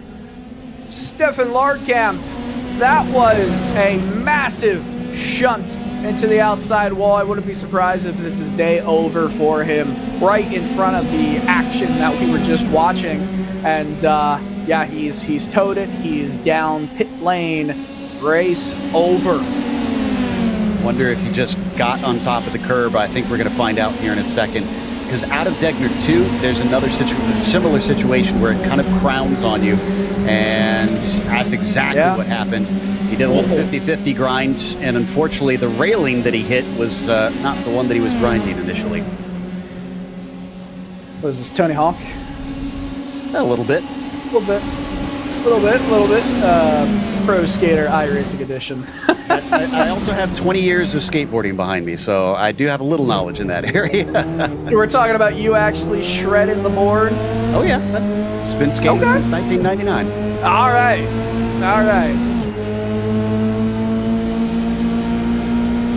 Well, I was one when you started boarding. Just wanted to make you feel a little bit old. And I'm so sorry for that. But I'm getting used to it. Some moves being made into the first quarter. This is fun. This is some great action right now. I'm really loving this. Yeah, Barton is some serious threats from Ho Yin Lung here, and he's trying to look on this. We're going to jump ahead to, I think, our leaders. Yeah, this is between Tullio and Holland. So it looks like this is basically them running away from Greg Seitz, who kind of inherited that third place. I wouldn't be surprised if they're playing it cool right now, not fighting, just so that they can try and keep Greg from gaining on them. They still have a lot of race left to go here. Yeah, still a lot of race to go, and I feel like at this point, the podium, unless there's mistakes, I mean, we saw what happened in the F4 race. I feel like the podium is pretty set. We just don't know exactly what order any of these drivers will finish in. And if you're David Holland, there's no need to push to try to make a pass around Tullio 2/10 back. Just stay in the slipstream, conserve as much fuel as you can for a potential option later on. But still seeing this battling happen just outside the top 10. And a move down the inside. Oh man, that's gonna be dangerous. Commitment though. That was awesome. Yeah, you can keep your foot in it now that the tires are up to pressures and temperatures, so you can get through there flat out. You can't get through there too wide. Oh, look at that. Oh, someone taking a strategy call, it looks like. Shinsky. Interesting. Okay, he's been listening to me. Okay, again, so for those that don't understand how this works, if he pits now and he gets out in clear air and is racing on his own, he could theoretically do faster laps than that group that he was battling with, because the more they go side by side, the slower laps they're going to do. So when they come and pit, he should, hopefully, if you're him, come out ahead of them. And it does look like a decent stop at about 5 seconds. Yeah, and it actually is interesting now that you mention it with him coming into this clean air. I don't know. What is the balance? What is the difference between having the slipstream versus dealing with the traffic through the S's at Suzuka? I feel like you said earlier, just based on the configuration, the layout of this track, the slipstream effect is so, negated by the dirty air effect. Well, it depends on if they consider themselves racing Chinsky for their finishing positions. If they feel like... Chinsky spins! Oh, well, there goes that. Oh, man, he spins. He's on the circuit, does not have any damage. He didn't hit anything. Oh, goodness. That will definitely put that to rest. We'll never know if he was going to get them or not. And I can confirm did not take any tires in that stop. It was just in, take the fuel, and back out. So while they should have lost a little pressure sitting stationary, a little temp, not enough to cause something like that. That was driver error, and apologies to Josh saying that, but yeah, that one's on him. I think you could see briefly in that replay, he kind of drifted in to the corner, drifted into Degner 1, so once he hits those big curves and something was off there. It's a shame. There's a lot of damage coming to 130R, so we'll try and see if there's anything that happened there. But this battle in turn 1, another replay right here. I think this might be what we were talking about. Alexander Rivera, no!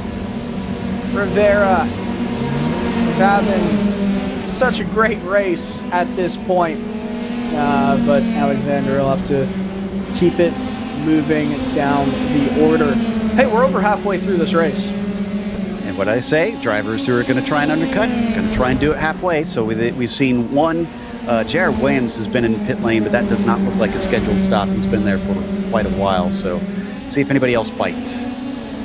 So just about one lap ago, exiting the final corner of this race, the last curve, there was a pretty substantial battle between David Holland and Alessandro de Tulio, excuse me. And David Holland is the leader of this race at the moment. But these two cars are fighting hard, very hard. Yeah, and no wonder it's going to be for the win. But like I said, watch out, because Seitz at about 2.2 seconds back. If they have just 1 or 2 laps of fighting side by side for a couple corners, that could easily gobble up those 2 seconds there. So if I were them, I would be very strategic with these moves. And I think we're going to get a look at what happened here. Talk us through it. Yeah, so at this moment, Alessandro de Tulio is in the lead, but 130R came and went, and they got side by side. Just a great move right here at that Casio triangle, coming through that last corner. They're side by side coming down the front stretch. It goes downwards. It's legitimately, literally pointing down. It's dug in here, and they keep swapping angles, swapping defense. At this moment, though, they're still side by side, but there's no battling anymore. David Holland takes the position. Wow, it took a while to settle itself out, but great job to both of them. By the way, Barton pitted, and to tell you what that cost Chinsky, it's about 7.5 seconds between himself and the 009, and remember, they were right next to each other, so that spin definitely was costly. Big mistakes ruin races that are as quick as these. Big mistakes become, or little mistakes become big. Big mistakes become, what's bigger than that? Insanely big? Giant oopsies. Giant oopsies. Another move for the lead at 130R. De Tulio trying to go down the inside. Coming to the Casio triangle. Big moves. And, a little bit of a bump on the right front with the curb, sliding their way through and tipping into the pits, both of them. Oof. Yeah, Holland is very lucky because there's a lot of sliding going on there. And again, this is costing them. Greg Seitz is actually catching up now, and they're all 3 pitting this lap. Oh, man. I mean, I don't really know what to think is going to happen here. We'll see who wins the race off of pit lane. They're all they're coming out side by side. They are coming out side by side. Mitch Green in the lead of this race for the time being, but both De Tulio and Holland, they almost touched coming out of the pits. If there wasn't some level of ghosting, then they would have absolutely made contact. David Holland in front of De Tulio as we stand in this race. I mean, yeah, Mitch Green leads just by a little bit, actually. Mackenzie Roon, what a great race for Roon. And by the way, Greg Seitz, I noticed he came out a little bit farther behind. He took tires. It cost you about 2 seconds, 2 extra seconds to take those tires if you get it with your fuel. And I'm curious if this is going to pay off, because yes, this is a track where you put a lot of G-forces through the tires. This, once again, we're getting that side-by-side action down to the hairpin, trying to cut back there. These two fighting for what should effectively be the lead here, Dylan. 2 teammates, and they are going at it like, oh no, they're code again. They make contact. Yeah, there was no contact from our view right there. Unfortunate. We'll see if there's damage. They carry on. I wonder if it was just a touching of the tires. Very lucky right there. Yeah. To finish my point before they rudely interrupted me, was yes, this track can abuse the tires a little bit. I wouldn't think in only 13 laps that it would abuse it enough that he's going to find the benefits, though, because now he's behind them by about 5 seconds. That's going to take a lot at this pace for him to catch them back up. I don't think this is the right move. It's definitely a curious one, and I haven't seen enough of how this race is going to go for me to say it's not the right move. As again, Holland and De Tulio go at it. Here's what I kind of pondered about that. If it takes an extra 2 seconds, 2.5 seconds to get tires, these guys are fighting as hard as they possibly can.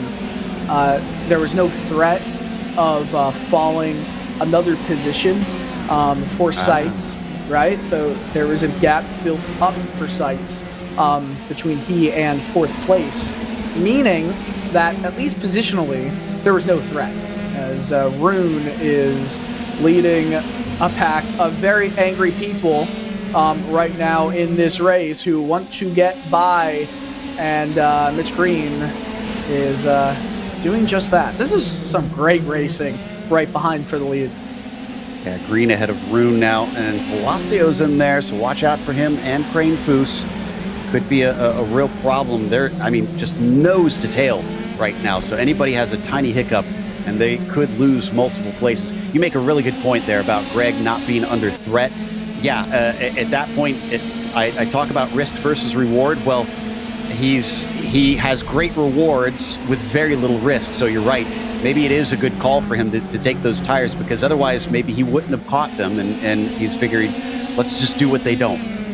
I know I brought it up already with another situation earlier in the F4 race, but I mean, again, it's not as pronounced, it's not as big of a gap, it's not as much of a, I guess you could say, at the moment, a reward. We just don't know. But oh man, hold on. Let's just make sure these guys get through. You guys good? You guys good? Can we keep talking? But you know, Mercedes, right?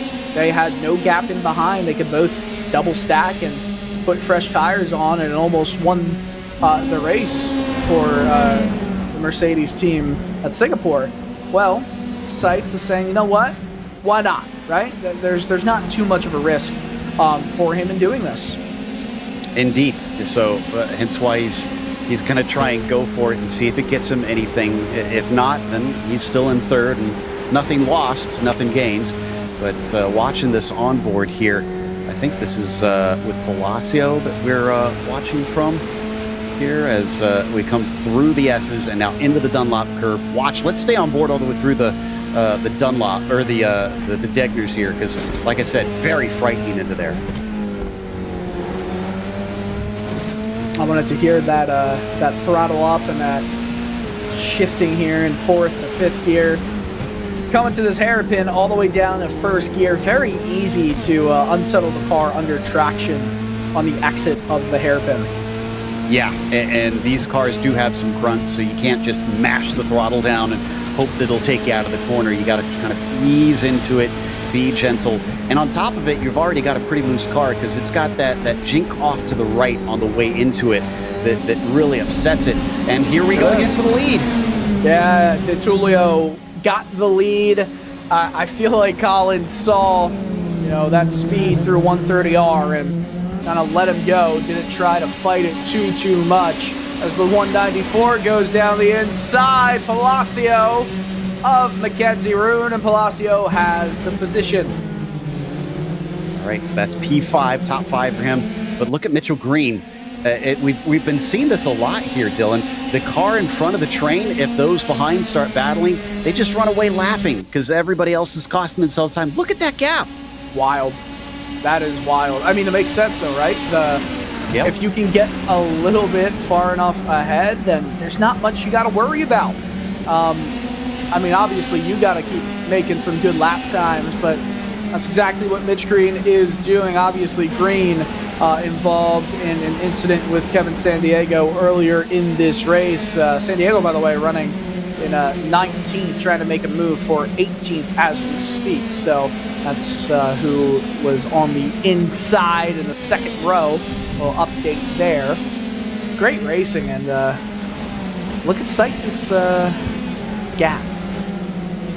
Down to 4.2, so yeah, he has he has chipped into it, but keep in mind, he's got 6 laps to go. He's going to need an advantage of something like 7 to 8 tenths of a second better than both of them, and then make the pass and keep them behind. So I wouldn't put money on it, but Greg still has a glimmer of hope. Well, if it gives any more context, when they crossed the line the last time, as Holland and De Tullio are thinking about going side by side, but said, no way, not this time, through 130R. Last time they crossed the stripe, Seitz was 5.1 seconds behind these two. So they're crossing the stripe now. It's about a second gain this lap. And let's not forget that it looks like either teammates or sister teams here between our leaders, so they don't want to throw away a 1-2. But they definitely, we heard last time in the F4s, the teammates still both want to win. So they got to do it fairly. And let's see if this pass is going to be fair. He's going to hold the inside. Whoa, that was a late move. Yeah, but they still keep it going. Who's going to be the latest to break through the first corner? It is going to be Kranefoos, who continues the run up into 6th position, up 5 spots in this race. The car right now with the most positions gained currently in the top 10 with a +5. He's actually tied alongside Stefan Verratti, I should say. We got a replay here. So it looks like into the hairpin, I think. Too hot, or is it out of it? It's out of it. Did I not hear? Yep. There it is. Kranefoos just lost a spot. Is that what you just saw? Yeah, Kranefoos wiggled completely coming out of Degner 2 and rode the curb and lost 2 spots.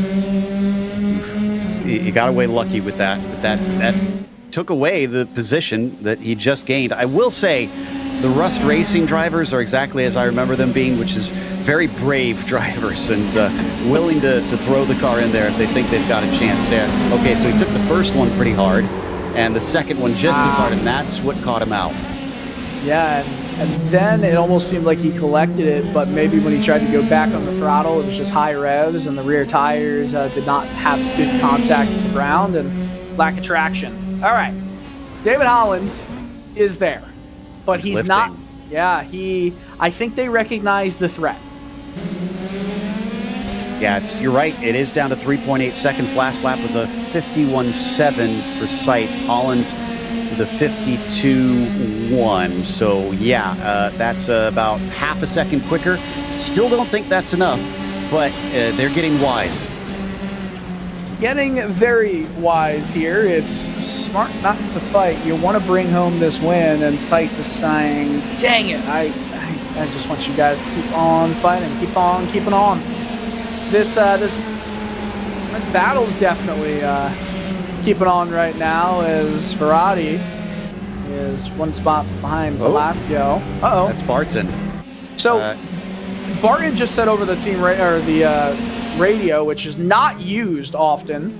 All right, let me get through this first, Tulio, before you go sliding it through there. Barton asked for something about race control, giving a spot back. I wonder if something happened there. If it's a spot back, it's from Alexander Rivera, and Barton's down in 18th. Rivera's in 9th. I don't think Alex is going to slow up and give away 9 positions, frankly. You wouldn't? It would take race control telling me to give the position back. I would not intentionally slow that much. If they were behind me with 1 car between us, 2 cars, maybe I'd give it back because I'd feel guilty about bumping him off like that. But no, I don't think he's going to give away that much. All right, we're coming down to 4 to go here, I think now. So at what point do these two feel it's safe? 2 laps to go. Yeah, I agree. I hope there's a move made down here in the first quarter, though. It never fails. It never fails with commentators. We think we know something, and then drivers go and prove us wrong. Let's see, what have we got here? We play with Loon, I think. Oh, another driver just clipping that curb.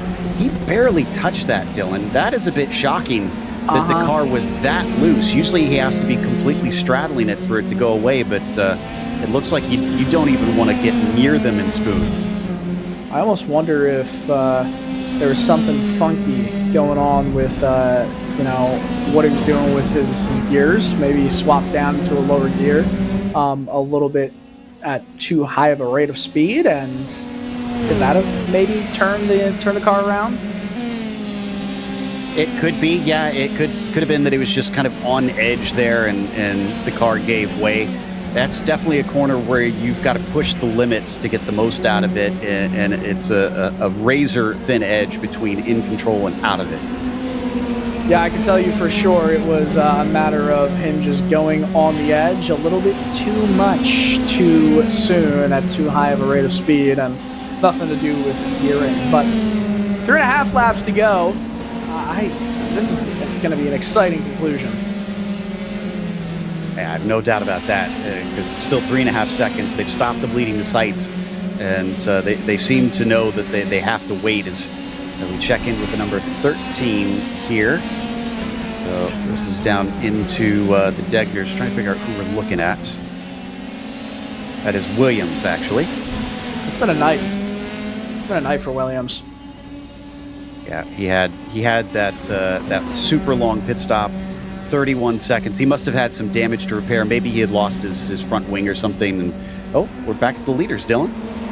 Yeah, and Seitz is still maintaining a pretty, nice run going for him right now. It'll actually end up being no more of a gap than it was when he came into the pits in the first place. So almost negates the added tires, but it was because De Tullio and Holland decided they wanted to run smart, not hard, not racing hard yet, but racing smart at least for the time being. Still though, Seitz is in that catbird seat. We swap around to the 04 Verratti right now, who is still chasing Palacio. This battle has strung out just a tad, but not, there's not much. And remember we were talking about, you get away from a group of cars and then you just start gapping them. Look at Mitch Green. Yeah, it's 3 seconds between himself and Rune, so he capitalized on that, and that is a sign of a good racer. He knew it was go time. He put his foot down, and now he's got himself a lot more wiggle room to just be comfortable and focus on his own race. He doesn't have to try and race the cars behind. He just has to hit his pace. Well, there is about to be 2 laps to go here. And I think this is now where we start to see the racing pick up. I can't say that's exactly going to happen, but I mean, you got 2 more tries into turn 1, this first corner here. What do you do?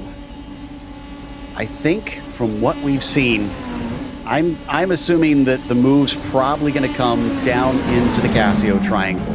That seems to be where they get the most slipstream. You can hang with the car ahead of you through 130R, and that should get him a chance to try and attack him there. If not, then yeah, he's going to have to get creative. As we got another replay here. Whoa! Once again, the curbs just going to bite some people, and that was a very Mansell-esque wreck, that one. Yeah, and that was a very race over vibe as well. As it was for Mansell. Okay, so they're racing hard now. You can see from some of the shimmying and the shaking of the cars to try and from Holland to De Tullio trying to fool Alessandro a little bit. Holland is just in the slipstream. I'm going to give you a different answer here. I'm going to say the move's going to already have been made by the time we get to the Casio Triangle. I'm saying 130R. We're going to see side by side here. All right, it's going to take a good exit from Holland if that's the case. But I don't think he's close enough, though. I just don't think he's near enough that's going to pull him forward to be able to be side by side there. Yeah, you actually, that was a foot in my mouth moment because, man, Holland fell a few tenths back there in that middle sector of the lap. This move might not come. Yeah, you look at that move, it's still coming. It's still looking like something's on. Just can't get anything there. going to have a better in and out. Verratti spun from 8th place. Now coming down to 1 lap to go here. One thing to remember, an important thing to remember. Look at that. It's where that stripe is. It's at the very end of the straightaway. Side by side, commitment level, a shimmy, a shake. De Tullio keeps it in the lead for now. Holland's right there, though. Managed to hold him off. That was the other spot that I wondered if it could happen, but it's so hard to pass down into turn 1 unless you can get to the inside. Those cars are sliding around a lot more. Yeah, they were definitely managing pace before, and now it is all out. Man, this has been such an exciting race. Lap 23 of 23. Holland is right there with that speed. Again, De Tullio just sliding it through. There is lap traffic in front. I hope that doesn't play a factor. This is going to be intense here because Holland now he's gathered it up. He's a lot closer. If he can stay this close behind, you might be right this time that he could be side by side into 130R. No team orders have been given to these two. Just race hard, but race clean. This time, Holland is much closer to De Tullio right here as they come around Spoon, down this back stretch, and then 130R. I mean, this is much closer. What do you do here? You got the speed. You got to take advantage of the momentum you've got to the outside. Right tires on the grass. On the outside of 130R, Holland will still be to his right. But just a few more quarters to go. Casio Triangle, last of the late breakers. They're still neck and neck. Who's going to win this race? Coming out of the final corner, a bit of a nudge in front for David Holland, and the race will go into his favor. Oh my goodness, by 0.07 of a second, he beat him. Pulled that out to perfection. Hung with him through the Casio Triangle and didn't give it up. Looks like one of the Rust Racing drivers in a fight. That's Verity after his spin, and Hardman going to try and take it away, but he doesn't get the cutback right. Yeah, this is going to be, if you don't get the move done and you're not down the inside there, it's going to be really hard to get a move done. Start line is at the very end. Finish line, like it typically is here at Suzuka, is that first stripe right there.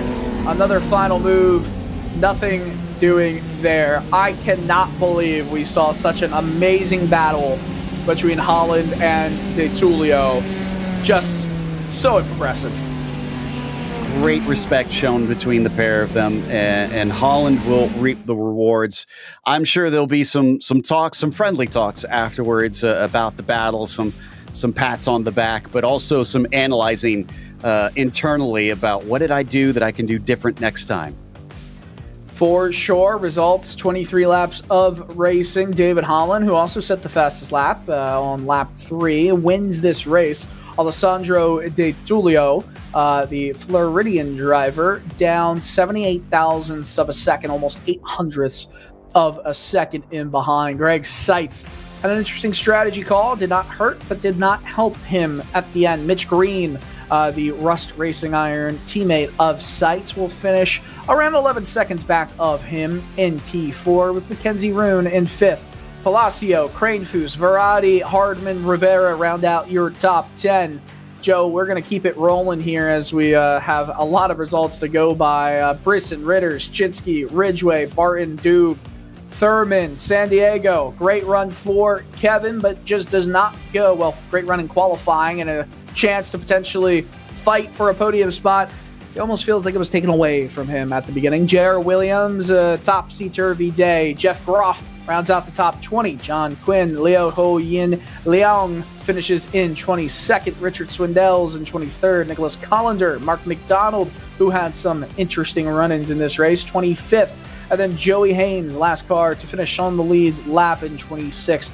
Michael Blyce, the only car a lap down. Then Takeshi Kita, Caleb Lehman, Stefan Larkamp, who has a 14-lap deficit. And everybody else just had issues very early in the race. Blake Ziti, Michael Broomhead, Brian Lowe, Christian Jasper, Aaron Crape, Austin Wilkins, Ozzie Milwane, James Carter, and Manuel Vargas are the 39 finishers of this race after 23 laps. Joe, that was a lot of fun. We're still waiting to see if we have any of the drivers in our broadcast booth ready to talk, but just your initial thoughts there.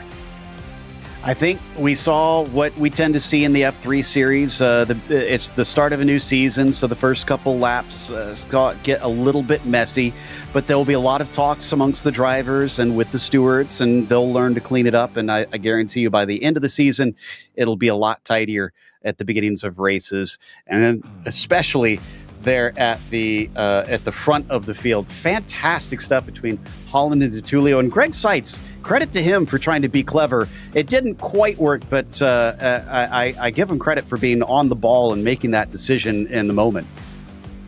Yeah, that was really impressive, and I'm pretty excited, pretty happy that was the potential run that we saw from Seitz. But smart here from of course David Holland, the winner of that race. That was some good hard race, and just your initial thoughts after a breathtaking finish. Oh, breathtaking is right. I'm still recovering and sweaty over here. That was a very, very fun race, and good, clean, hard racing by Alessandro. Congrats to him and Greg. They both had amazing pace. It was a long one, but man, it was worth it there in the end. We kind of had to get a little bit strategic with Greg.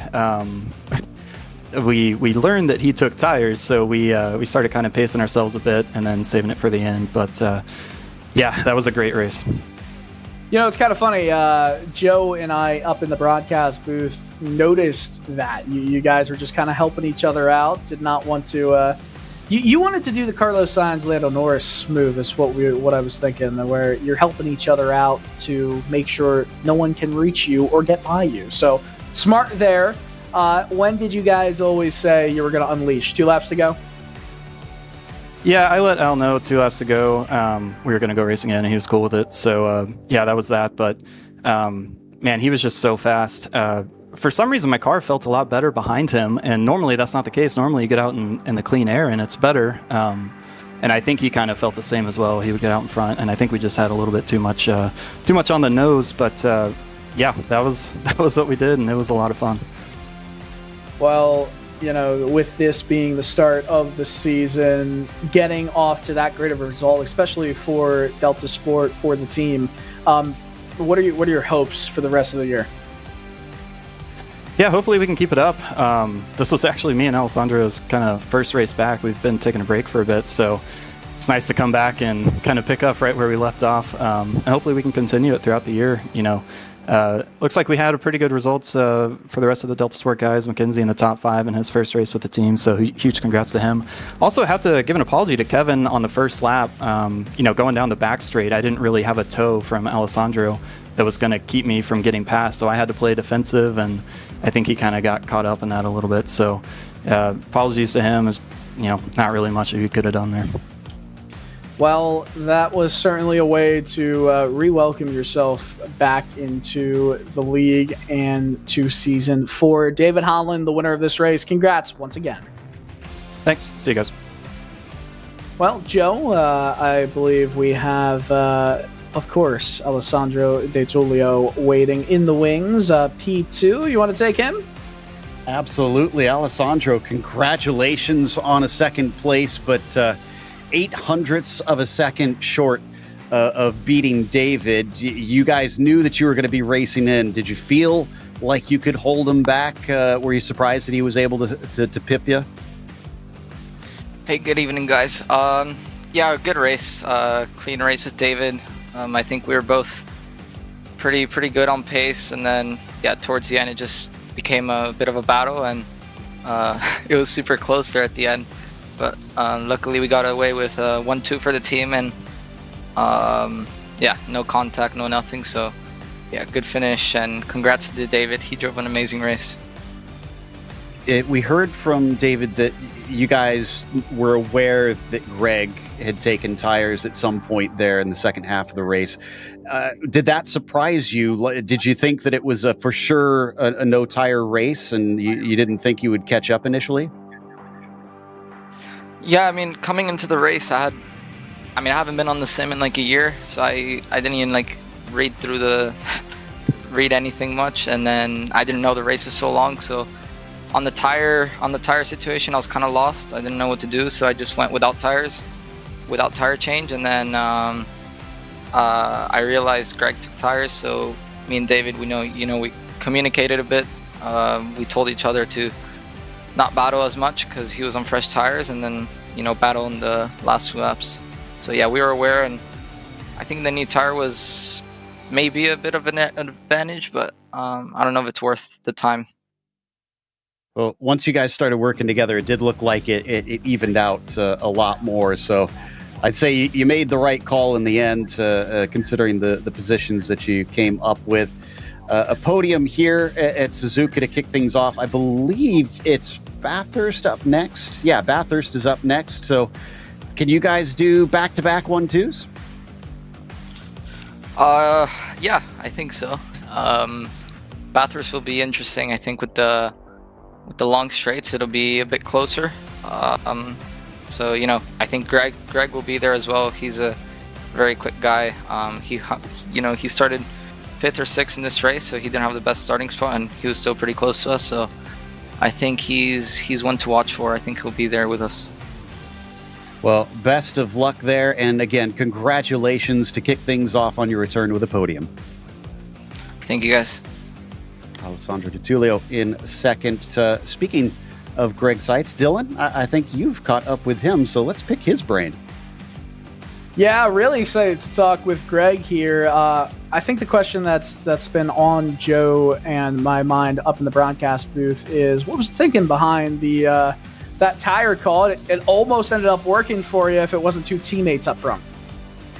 Yeah, it was kind of a Hail Mary pass, basically, because I knew I wasn't going to catch them, so I figured, yeah, maybe they'd fight, but of course, being teammates, they were smart enough not to do that. But yeah, I made up some ground. I lost some initially getting the tires back up to speed, but after that, I started picking up, a couple, 2, 3, 4 tenths of a lap on them, so it was the only thing I could try. Well, it almost worked out to perfection. It was honestly fun to see that move, that strategy call, and it definitely would have worked if they did not counteract that. So good on you there. Going into the season, obviously, you are the winningest driver in open wheel PRL history. You feel like you got to keep. Do you ever have like a weight on your shoulder to keep it moving? I guess. I mean, I have an excuse. I'm getting way older than these guys, so I think I should get a handicap. They're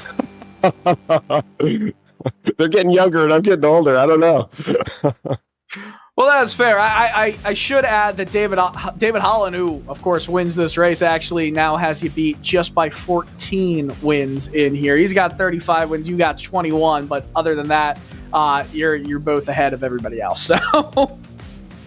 Yeah, no, it's fun. It's been a long time since I've driven this car. I drove the Indy Pro and I drove the Radical and took some time off, and kind of now I'm just getting back up to speed. So hopefully I'll make some improvement. But yeah, those guys are just super, super fast. I don't know if I can keep up with them this season, but I'm going to try. Well, you certainly put in the work tonight. Almost got it done. Greg, congratulations on the podium finish. And we'll see if that strategy call works out maybe a little bit better next time. Yeah, thanks, Dylan. It was good to be here and had a lot of fun. And want to say shout out to my team. We practiced together and kind of gave us some practice side by side. So that always helps.